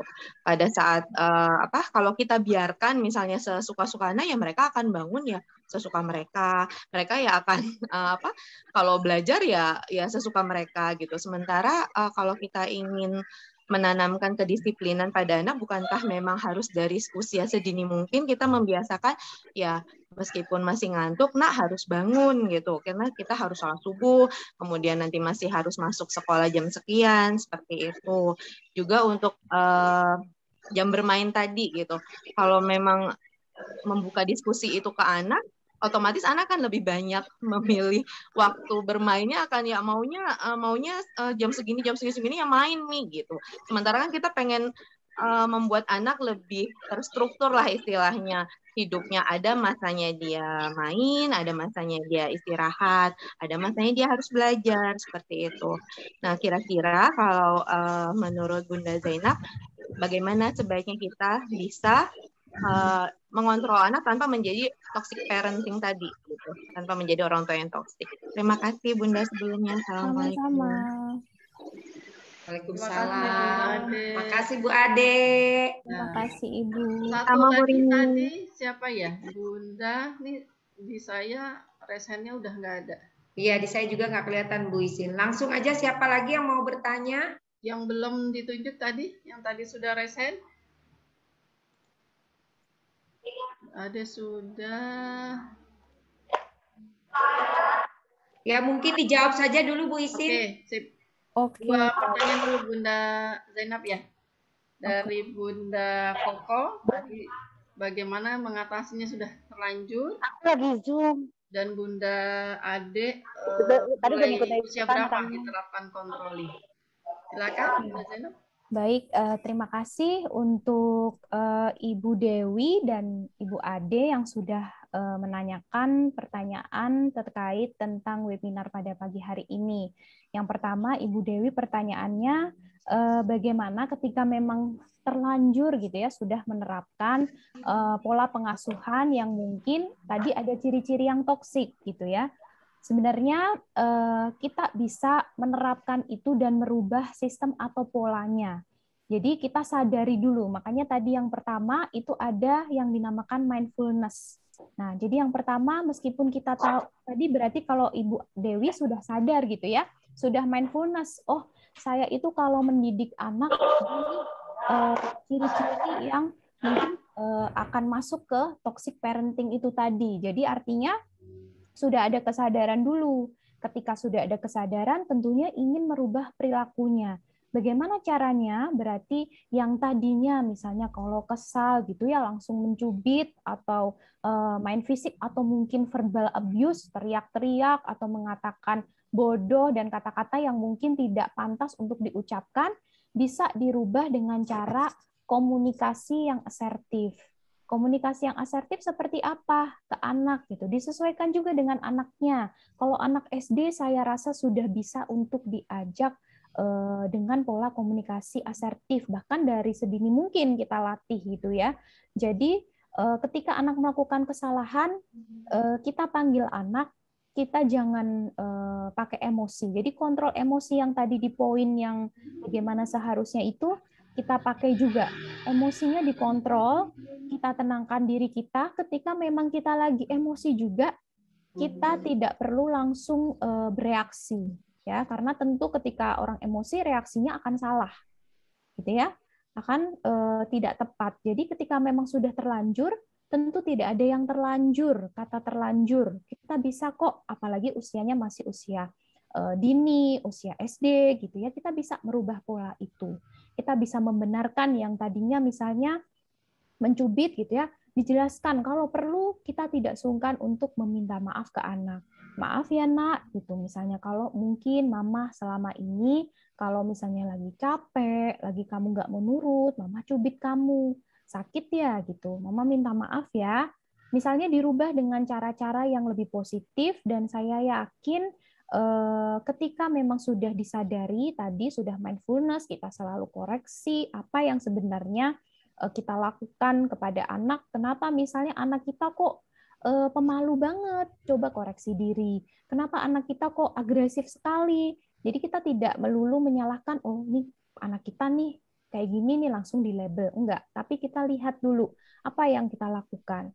Jangan-jangan dia agresif, dia sering pukul temannya, atau dia sering cubit-cubit karena dia juga diperlakukan agresif itu tadi. Seperti itu. Makanya Ibu Dewi tidak apa-apa dibenarkan, caranya yang setelah disadari bisa menerapkan pola pengasuhan yang lebih baik, memberikan apresiasi ketika anak salah, dipanggil terlebih dahulu, diajak untuk mengobrol atau berdiskusi kenapa sebenarnya kesalahan yang dia buat. Kalau tadi masih dicubit, itu tadi marahnya tuh ke bukan ke perilakunya, tapi marah ke anaknya, dan itu sebenarnya yang sangat harus dihindari. Mungkin itu Ibu, jadi tidak apa-apa cara membenarkannya, dilatih saja komunikasi asertif, memberikan apresiasi, dan meminta maaf kepada anak itu juga lebih baik, karena anak akan menyadari bahwa oh mama ini berarti kemarin-kemarin waktu cubit aku, itu mama sebenarnya nggak marah gitu, cuman karena mama sayang sama aku makanya pengen aku begini, seperti itu. Jadi dibicarakan lagi yang kemarin-kemarin pernah terjadi kesalahan, mungkin sambil diskusi sebelum tidur bisa dilakukan. Mungkin begitu Ibu Dewi. Baik, terima kasih. Lanjut untuk pertanyaan kedua, Bunda Zainab. Oke. Lanjut untuk ke pertanyaan kedua yang ditanyakan oleh Ibu Ade, benar sekali ya, kita tentunya juga harus memberikan arahan itu tadi. Makanya pola asuh yang baik itu ada arahan dan juga tentunya ada target. Jadi ada arahan, ada target yang jelas tetapi disupport. Nah, bedanya apa sama yang otoriter? Kalau otoriter itu dia cuman dikontrol aja. Cuman kontrol, kalau dia salah, dia tidak disupport, dimarahin gitu ya. Bedanya apa? Supaya tetap anak-anak itu harus sesuai dengan arahan kita, tetapi tetap tidak masuk ke dalam kategori tersebut. Sebenarnya tidak masalah untuk membuat jadwal bagi anak. Yang jadi permasalahannya ketika orang tua membuatnya tanpa melakukan obrolan atau diskusi ke anak. Tadi ditanyakan oleh Ibu Ade, gimana kalau anaknya mau main games gitu ya? Nanti dia milihnya lebih banyak gitu ya, milih waktunya pasti lebih banyak. Mungkin itu bisa disiasati dengan komunikasi asertif tadi. Jadi kita ajak ngobrol, misalnya waktunya misalnya 4 jam, nanti ibu menjelaskan, kamu tahu nggak kenapa mama nggak bolehin kamu lebih dari sekian gitu. Kamu tahu nggak games itu, layar itu, gadget itu bisa bahaya buat kesehatan mata kamu. Coba deh adik, kalau misalnya kamu lihat game selama-lama matanya pasti nanti sakit gitu. Nah, makanya mama boleh kok kamu main games gitu ya, tapi ada waktunya. Mama sayang sama kamu gitu. Jadi gimana kalau menurut adik? Jadi bisa ya 2 jam gitu. Jadi tetap ada penyampaian ke anak. Jadi jangan langsung kayak istilahnya kita ngaturin anak jadwalnya, tapi anak nggak tahu kenapa dia harus melakukan itu. Tetap harus ada komunikasi meskipun anak mungkin usia dini tidak paham. Bahkan yang saya pernah baca juga, dari sedini mungkin ketika anak belum tahu warna pun, ketika mau memilih mainan gitu ya, warna merah sama kuning gitu ya, dia belum tahu tuh merah sama kuning. Ditanya ke anak, mau yang mana gitu, merah atau kuning, kita yang menyebutkan. Nanti kan anak menunjuk, dia nggak tahu tuh yang merah atau kuning, salah satunya ditunjuk karena dia belum tahu warna. Nanti kita, oh yang merah ya. Nah dari situ kita melatih untuk anak supaya belajar mengambil sebuah keputusan tanpa ada kontrol yang negatif ya, artinya kontrol dalam artian yang negatif dari kita. Mungkin seperti itu jawaban dari saya, Ibu Ade. Baik, Bunda Zainab, sepakat. Berarti lebih kepada intinya adalah komunikasi yang baik antara orang tua dan anak ya Bun ya. Betul sekali. Selama kita bisa mengkomunikasikan tujuan dari pola pendidikan kita, berarti ya tidak apa-apa gitu ya Bun ya. Yes, betul dari Ibu. Terima kasih Bunda. Sama-sama. Terima kasih Bunda Ade. Berarti juga sebenarnya dari sejak dini anak sudah bisa secara nggak langsung kita ajak diskusi ya Bun ya. Betul. Dengan memilih tadi mau yang mana, walaupun dia belum tahu warna, berapa banyaknya, mungkin juga ya. Sebenarnya itu juga salah satu metode kita mengajarkan sesuatu sebenarnya sama anak ya. Selain keputusan, juga warna ternyata ini warna yang gitu ya, secara nggak langsung. Betul sekali, secara nggak langsung kita double dapatnya gitu, mengajarkan dia pengambilan keputusan, skill-skill dalam keterampilan sosialnya, dan juga dalam segi kognitif, kemampuan kognitifnya kita udah masuk di situ gitu. Baik, selanjutnya ada yang raise hand lagi, silakan, masih ada waktu. Yang bertanya akan dapat door prize loh dari Rausan. Bu Guru juga boleh bertanya kan Bu Istin ya? Boleh Bu Rini. Saya punya door prize ini. Ada wah, bagus tuh bukunya, bagus Bu ya, Istin. ayo coba dilihat. Bukunya Junior Respon Simple. Respon Simple. Ya, penulisnya adalah Kak Rio. Juga. Ya, penulisnya adalah Kak Rio, seorang coach mental karakter. Ini bagus banget, bukunya bahasanya ringan tapi dapat untuk diri kita sendiri. Nah, gitu. Ini kenang-kenangan buat yang bertanya. Silakan Bunda. Tadi sudah ada Bunda Ade sama bundanya Koko ya. Silakan. Masih malu-malu? Boleh Bu Rini yang tanya nggak Bu Istin? Boleh Bu Rini, silakan. Bismillahirrahmanirrahim. Assalamualaikum Bunda Zainab. Halo Ibu Rini. Kan Bu Rini parents juga nih ya. Oke deh, orang tua juga. Sama-sama ya Ibu. Ya, sama-sama Zainab ya. Sudah lama kangen, pengen. Iya, kangen banget. Sebenarnya ya, jadi ngobrol di sini deh, harus jangan jadi webinar ya. Ini Mbak Zainab atau Bunda Zainab. Kadang kita tadi melihat dari tipikal orang tua. Ya kalau saya pribadi permisif banget enggak, controlling banget juga enggak, tapi kadang-kadang banyak yang kontrol deh gitu ya kadang-kadang. Ya itulah perlu kita mindfulness-nya itu yang tadi harus menjadi refleksi diri gitu ya, merefleks diri. Kemudian ini mungkin untuk anak-anak usia dini yang sering mungkin bukan dari pengalaman saya pribadi, mungkin dari pengalaman orang-orang bahwa apakah controlling mengatur jadwal anak sampai dari pagi sampai dia sore yang full time itu dilakukannya hanya untuk les. Misalnya pulang sekolah ada les nari, setelah itu oke lah sebelum PPKM ya, sebelum pandemi lah ya kita katakan. Setelah pulang sekolah dia harus tidur sebentar, setelah itu langsung les baca, setelah itu ada les nari, setelah itu dia harus les sampai dia hanya bisa istirahat tuh setelah mau maghrib. begitu ya. Padahal itu dia anak PAUD misalnya, atau bahkan anak SD elementary yang pada level bawah gitu ya. Itu bahkan di tingkat SD dari elementary 1 sampai elementary 6, SD kelas 1 sampai kelas 6 itu sudah full. Dia hanya punya jadwal istirahat bahkan hanya di hari Minggu. Di hari Sabtu pun tambah les lagi, English first misalnya dan sebagainya. Apakah itu kontrol yang terlalu berlebihan? Walaupun misalnya bundanya mengatakan bahwa Bu Rini saya sudah komunikasi kok, anaknya mau kok gitu melakukan les ini. Tapi kalau ngelihat wajahnya ya, sampai dia geret-geret bawa-bawa buku-buku itu kan kayaknya udah ini anak kayaknya udah lelah banget ya. Apa karena ianya karena takut atau iya karena ya udah dia nggak punya choice karena dia orang tuanya menjadi super power gitu, bagi dia anak kecil dan orang tuanya adalah bosnya gitu ya. Mungkin itu bagaimana? Jadi bukan hanya anak PAUD ya, bisa pada anak level SD yang awal-awal sekolah. Silakan Bu Zainab. Baik, langsung aja dijawab. Oke, baik Bu Rini. Jadi saya juga sering ya Bu Rini menjumpai yang kayak gitu ya. Bener banget Bu Rini, bukan cuma anak SD, kadang anak-anak yang udah duduk di bangku SMP SMA pun masih sering kayak gitu. Kalau ditanya mungkin dia kayak ya mau gitu kan. Karena mungkin ya itu tadi maunya itu karena terpaksa.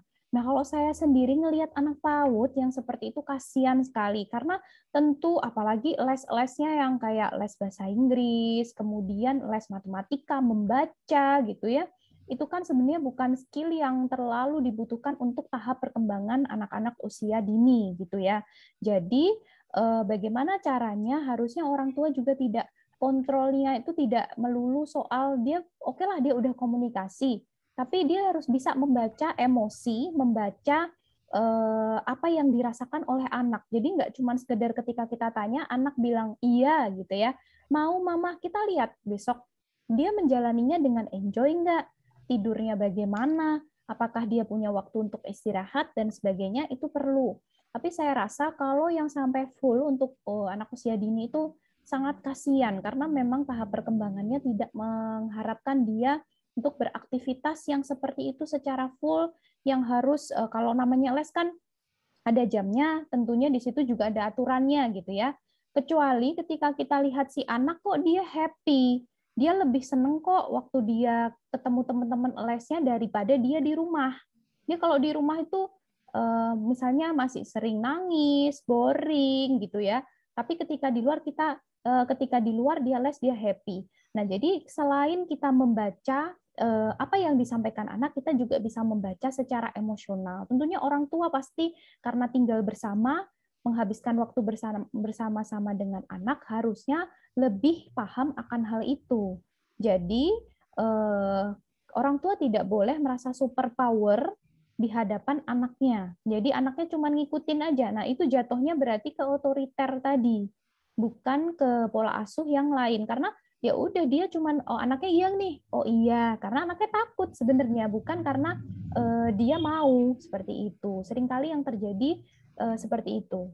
Begitu mungkin Bu Rini. Jadi kita harus memilah-milah anak itu mengatakan iya ketika apa. Terus patut nggak kalau misalnya, kalau menurut saya sih anak usia dini les dari pulang sekolah sampai harus sore, dia punya waktu istirahat cuma sebentar, menurut saya itu tidak perlu ya, karena memang fokus kita pada tahap perkembangan usia dini bukanlah itu. Seperti itu sih mungkin Bu Rini. Ya, terima kasih Bu Zainab. Mungkin ada yang lainnya? Ya, satu pertanyaan lagi Bunda Zainab ya. Oke, boleh. Boleh. Ya, mana nih yang raise hand? Silakan Bunda. Bunda Dwita, Bunda Dewanti. Silakan. Assalamualaikum Bu Istri, bolehkah bertanya? Boleh.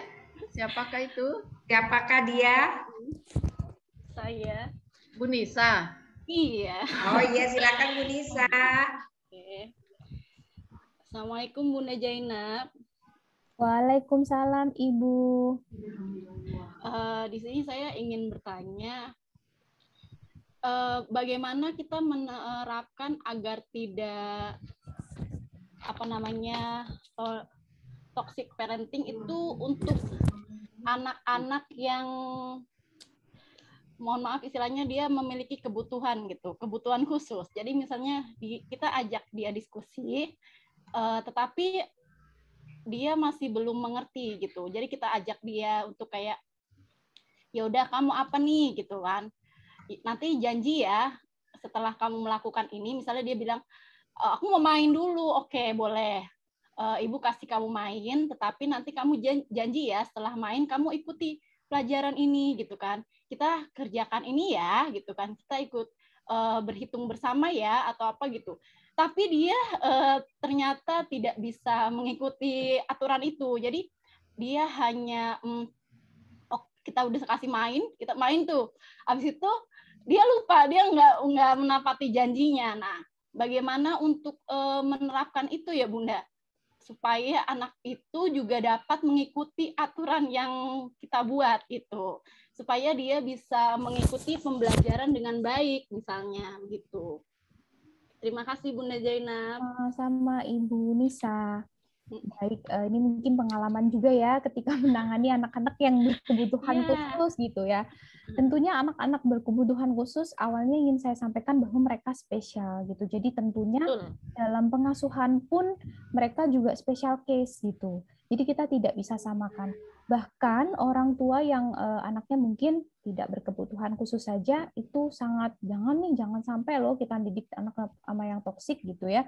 Kita harus sedemikian mungkin membuat anak merasa nyaman, membuat anak berkembang gitu ya. Apalagi anak yang berkebutuhan khusus. Lalu gimana caranya kita komunikasi? Intinya seperti itu kan. Anak berkebutuhan khusus tentunya berbeda gitu ya pola komunikasinya. Mungkin itu bisa dilakukan, kan kebutuhan khusus ada tahapannya sendiri, ada klasifikasinya, mulai dari yang ringan sampai yang berat. Mungkin kalau yang masih bisa diajak komunikasi, kita mungkin harus lebih ini lagi berkomunikasi kayak yang tadi sudah dicontohkan Bu Nisa, sebenarnya sudah good gitu ya, ada pola komunikasi yang terjalin di situ. Atau bisa diambil dengan misalnya berarti belajarnya tidak harus sama seperti teman-teman yang lain. Nah, karena mau tidak mau, ketika memang anak berkebutuhan khusus, tentunya fasilitas atau input dari sekolah juga harus siap untuk itu. Jadi tidak bisa disamaratakan dengan anak-anak yang lain. Misalnya ketika dia bermain, mungkin sambil menghitung, gitu ya. Berarti mau tidak mau teacher-nya nih yang harus lebih sabar ekstra gitu. Karena kalau kita tetap langsung aja kita tarik atau kita langsung ngajak anaknya, kasihan anaknya gitu, karena dia kan juga tidak mau seperti itu sebenarnya. Mungkin itu sih, jadi belajar sambil bermain juga sebenarnya tidak masalah dalam case yang ini, seperti itu. Komunikasinya sudah bagus dan tetap boleh dilanjutkan, tapi ketika anaknya mogok, boleh dicoba untuk besoknya misalnya, ya dia pada saat bermain sambil belajar gitu. Mungkin seperti itu, Ibu. Oke, makasih Bu Mona. Terima kasih Bunda Zainab karena Bu Mona angkat tangan. Saya kebaca. Mohon maaf. Kayaknya memang ya nasi kuning. Zainab. Iya Bunda, karena sebenarnya sih kami tidak menekankan untuk akademik, hanya anaknya itu terlalu aktif gitu. Jadi bagaimana nih supaya dia nyaman dulu dengan kita gitu, terus akhirnya dia bisa mengikuti setiap aturan-aturan yang seharusnya sudah dilakukan oleh anak-anak. Dicari tahu dulu latar belakangnya jenis kebutuhan khususnya apa, nanti di situ pasti akan ada tips and triknya juga. Mungkin nanti psikolog pendidikan anak khusus ya itu bisa menjelaskan treatment yang tepat, karena setiap klasifikasi kebutuhan khusus berbeda. Misalnya autis tentunya berbeda dengan anak yang ADHD, berbeda dengan anak yang Down syndrome dan sebagainya. Mungkin gitu Ibu Nisa. Terima kasih Bunda. Ya. Kayaknya PR buat guru ya. Iya betul. Belajar sambil bermain itu caranya gimana tuh PR banget tuh buat guru. Harus muter otaknya. Benar, sampai sekarang saya juga masih untuk belajar. Ya. Oke, next Mbak Mona silakan. Ya, aku off-cam sebentar ya, tapi aku sambil ngomong nggak apa-apa ya. Oh gitu, oke. Sebentar, soalnya lagi ada yang dikerjain, jadi aku sambil ngomong aja. Oke, ya. Jadi gini, kayaknya menarik ya pertanyaan Bu Nisa, tapi saya bukan itu, saya mau tanya yang lain. Jadi gini, saya kan juga ada ibu dengan 2 anak ya. Jadi yang sering terjadi biasanya mungkin juga terjadi dengan orang tua yang lain. ketika kita pada saat ingin berkomunikasi dengan anak, menerapkan segala yang sudah kita pelajari, misalnya dalam keadaan marah kita nggak boleh misalnya langsung pada saat itu kita tumpahkan lah isyaratnya ya gitu. Jadi kita mungkin teknik-teknik yang sudah pernah dipelajari, ya ada yang bilang, oh ya kita tarik dulu, kita menyingkir, kita tarik ruangan lain, atau kita berwudu dulu gitu ya. Nah cuman kadang-kadang nih kondisi keadaan itu kadang-kadang kan nggak sesuai seperti apa yang udah yang harusnya kita kerjakan seperti tadi ya. Kita mungkin harus menyingkir dulu supaya tidak di hadapan anak gitu. Nah, pada saat itu terjadi, nah itu yang kadang-kadang suka terjadi gitu. Nah, apa yang harus kita lakukan kalau itu sudah terjadi dan cara bagaimana setelah itu terjadi, apa yang kita lakukan pada anak gitu. Apakah kita harus mencari waktu untuk kita bicara lagi, terus kemudian kita diskusikan lagi kenapa kita marah gitu, atau pada saat itu kita bicarakan ke anak gitu. Tapi dengan yang sudah dalam keadaan emosi kita mungkin sudah turun gitu. Jadi waktunya yang saya ingin tanyakan gitu. Itu Bunda Nisha, maaf ya tadi sampai lupa menyapa. Assalamualaikum.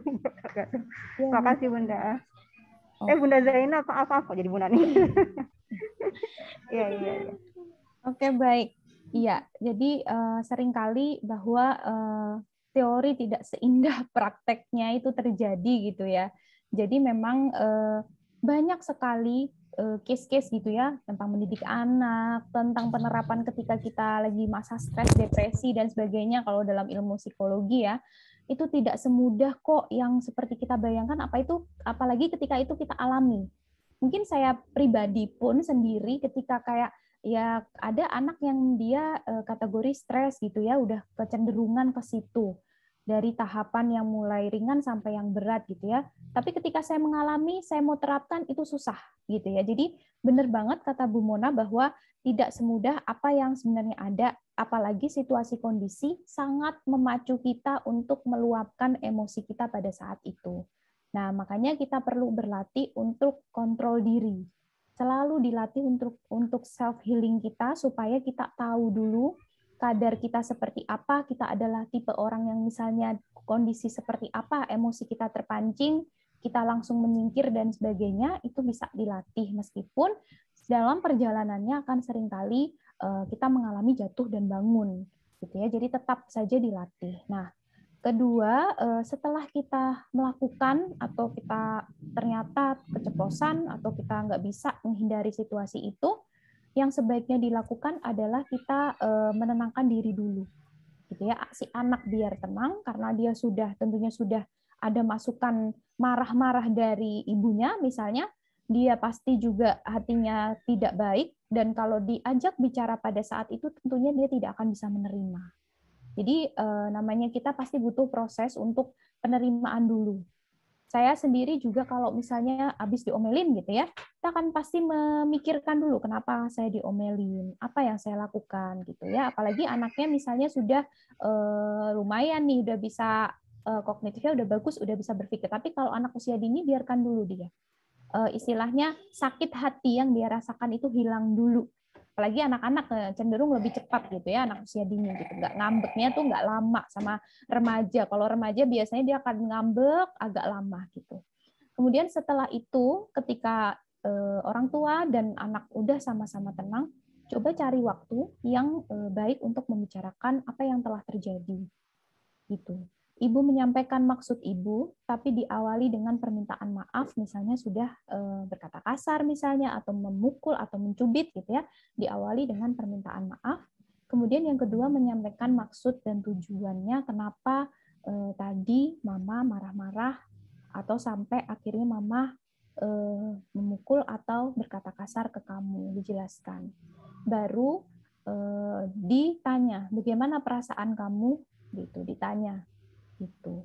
Anaknya sebenarnya apa sih yang kamu rasakan? Menurut kamu perilaku mama tadi bagaimana? Jadi itu bisa dikomunikasikan, apalagi anaknya sudah usia-usia yang bisa diajak komunikasi gitu ya. Paling tidak ketika masih TK pun itu sebenarnya sudah bisa dengan bahasa-bahasa yang tentunya bisa dipahami ya oleh anak gitu. Jadi tetap saja kita mencari waktu atau momen yang tepat. Jangan langsung ketika setelah kejadian kita langsung kayak pengen nyelesain, karena saya rasa itu nggak akan efektif juga gitu. Justru cari momen ketika anak sudah memikirkan juga tentang kesalahan dia, kita juga sudah memikirkan tentang kesalahan kita, baru kita bertemu untuk berdiskusi bersama. Mungkin seperti itu kurang lebih Ibu Mona. Semoga bisa membantu. Iya, terima kasih Bunda Zainab. Sama-sama. Terima kasih Mbak Mona, sehat-sehat ya. Bunda Zainab, saya sebenarnya mau tanya nih, terakhir pertanyaan dari saya ya. Boleh Ibu Istin. Tadi saya PR sebenarnya ketika kita mengkritisi perilaku anak. Seringnya kita misalkan kita bilang, "Adek jangan gitu dong." Gitu. Adek kalau gitu kan nggak baik. Gitu. Nah, di situ kayaknya saya melihat itu saya tidak mengkritisi perilakunya ya, tapi saya mengkritisi anak. Gitu. Nah, latihannya bagaimana sih, Bun? Supaya kita tuh terbiasa yang dikritisi itu perilakunya, bukan anaknya. Itu tuh latihannya gimana gitu.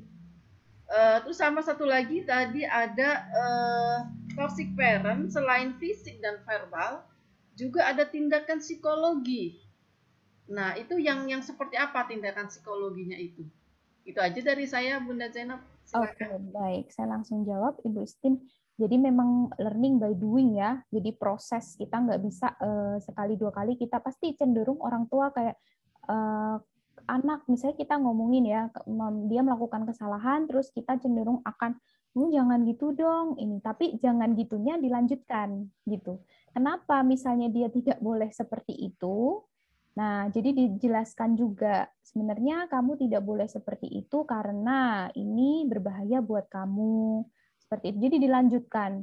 Tidak apa-apa, asalkan kata-katanya tidak kata-kata yang menjudge atau menjatuhkan mentality anak. Gitu. Kayak misalnya, bodoh banget sih kamu, gitu aja nggak bisa.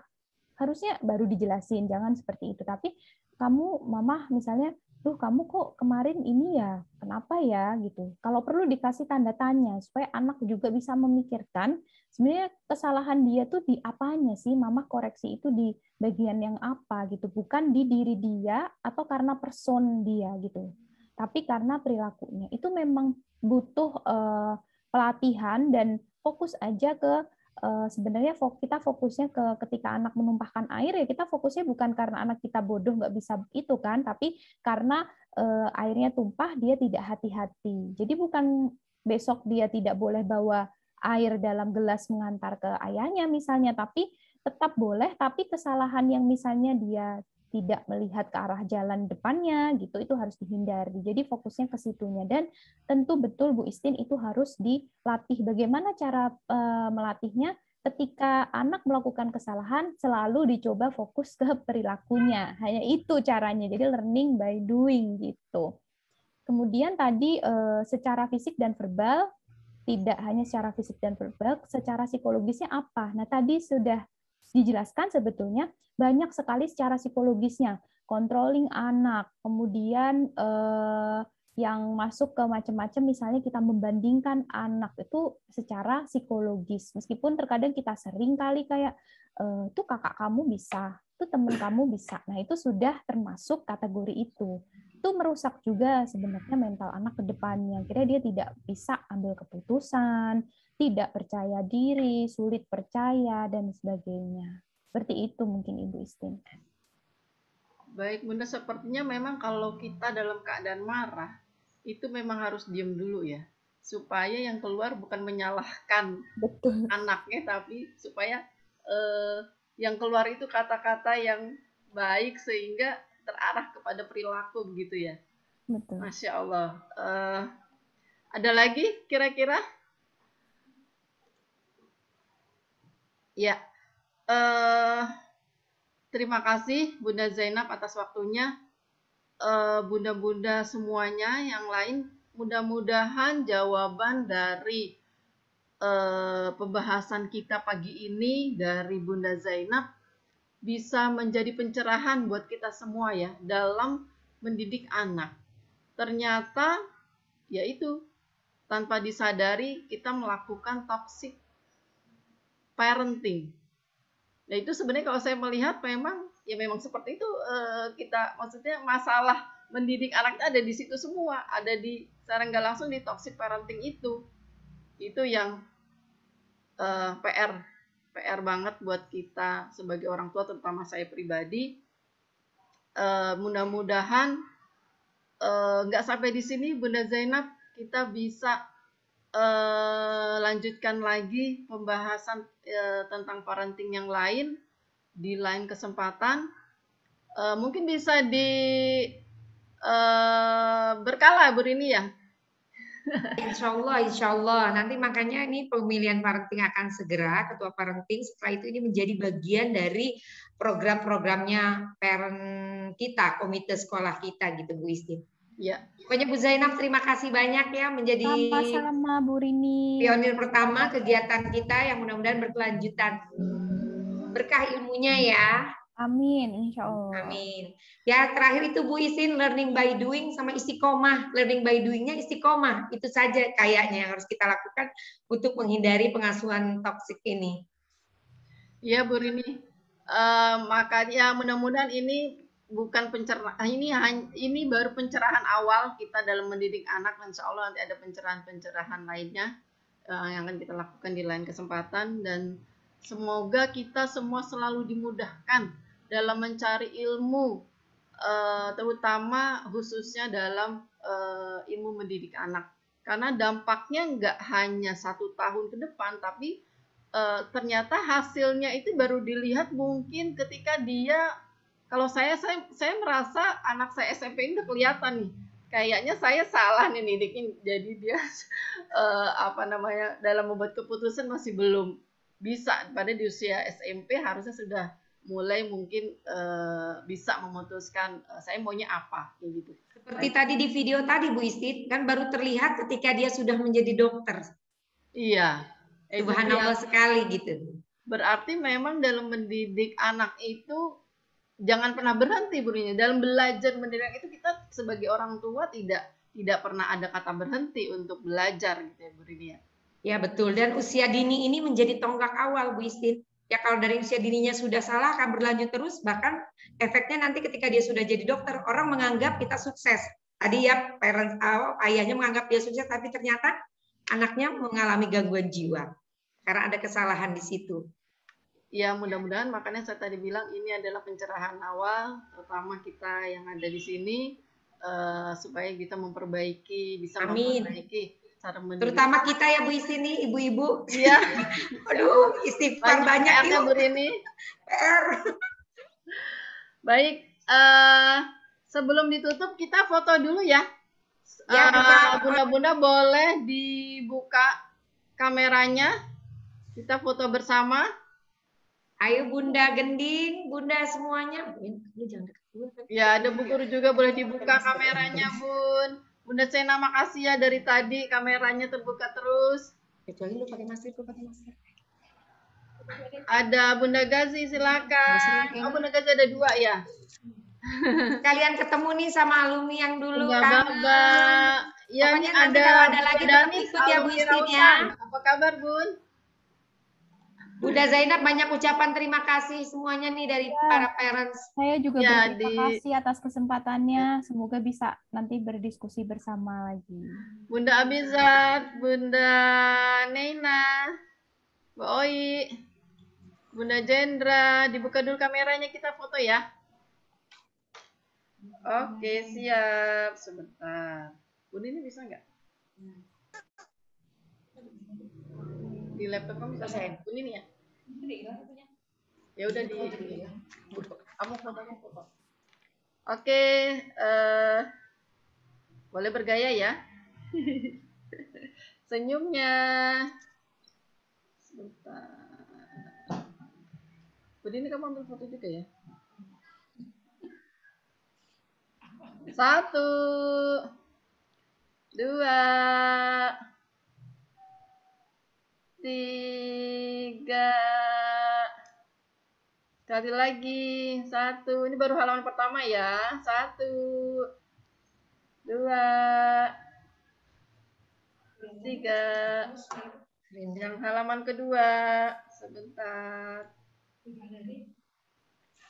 Bunda Baba oke. Bunda Jendra, Bunda Dimas. Oke, sekali lagi. Bunda Koko masih masuk ya. Senyum.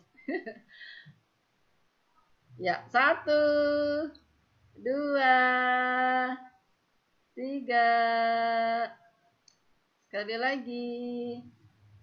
1, 2, 3. Oke.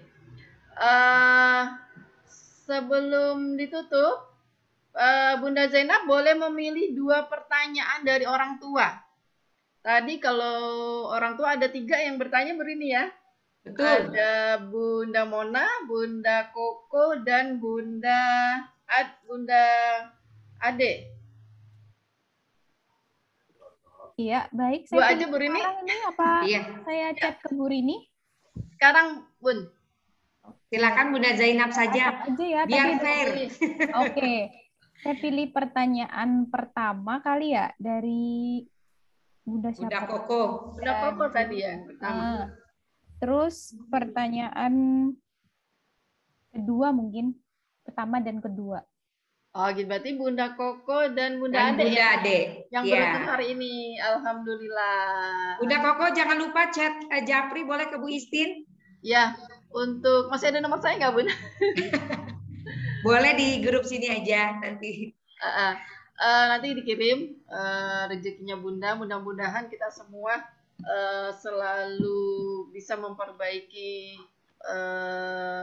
diri untuk mendidik anak. Insya Allah anak-anak kita menjadi anak-anak yang soleh dan solehah karena orang tuanya juga soleh insya Allah karena mau belajar mendidik anak sehingga kedepannya tidak salah dalam mendidik anak. Amin. Itu sudah baik karena Smart Parent, Smart Family, go. Sekali lagi ya, aku mau Ibu Sin mau dengar suaranya nih. Mudah-mudahan boleh dibuka mic-nya.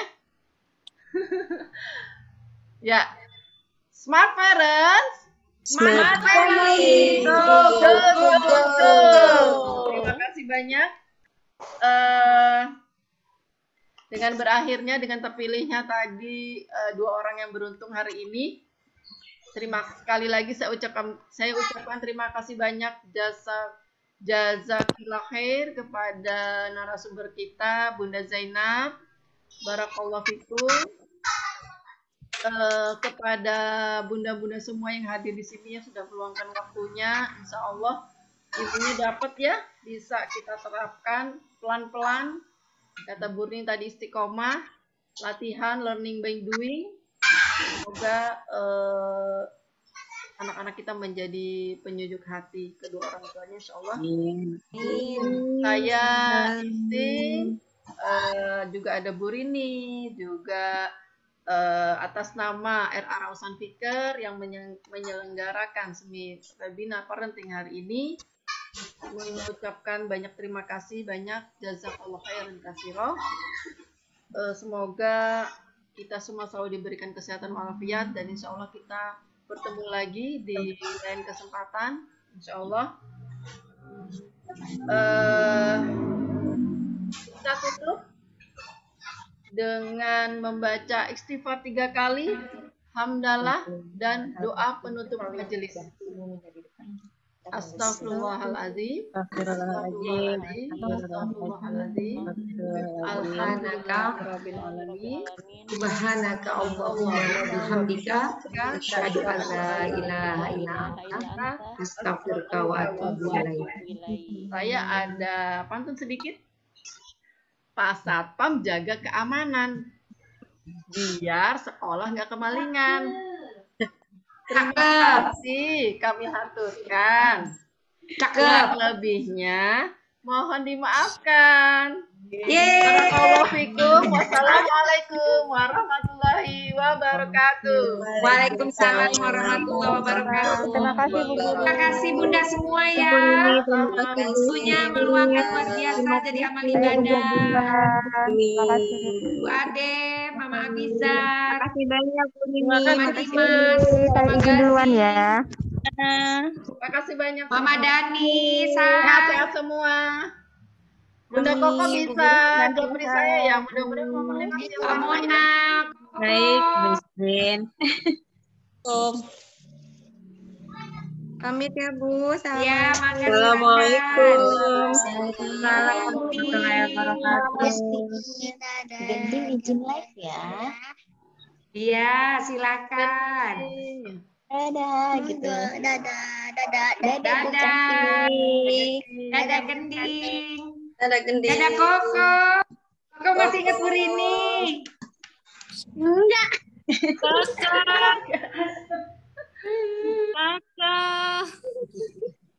Koko tambah pinter ya. Amin. Bunda Koko ntar kalau ada ikut lagi ya. Insya Allah. Ditunggu undangannya. Ya, insya Allah. Assalamualaikum. Waalaikumsalam. Sinta makasih, Bu Nisa makasih. Terima kasih.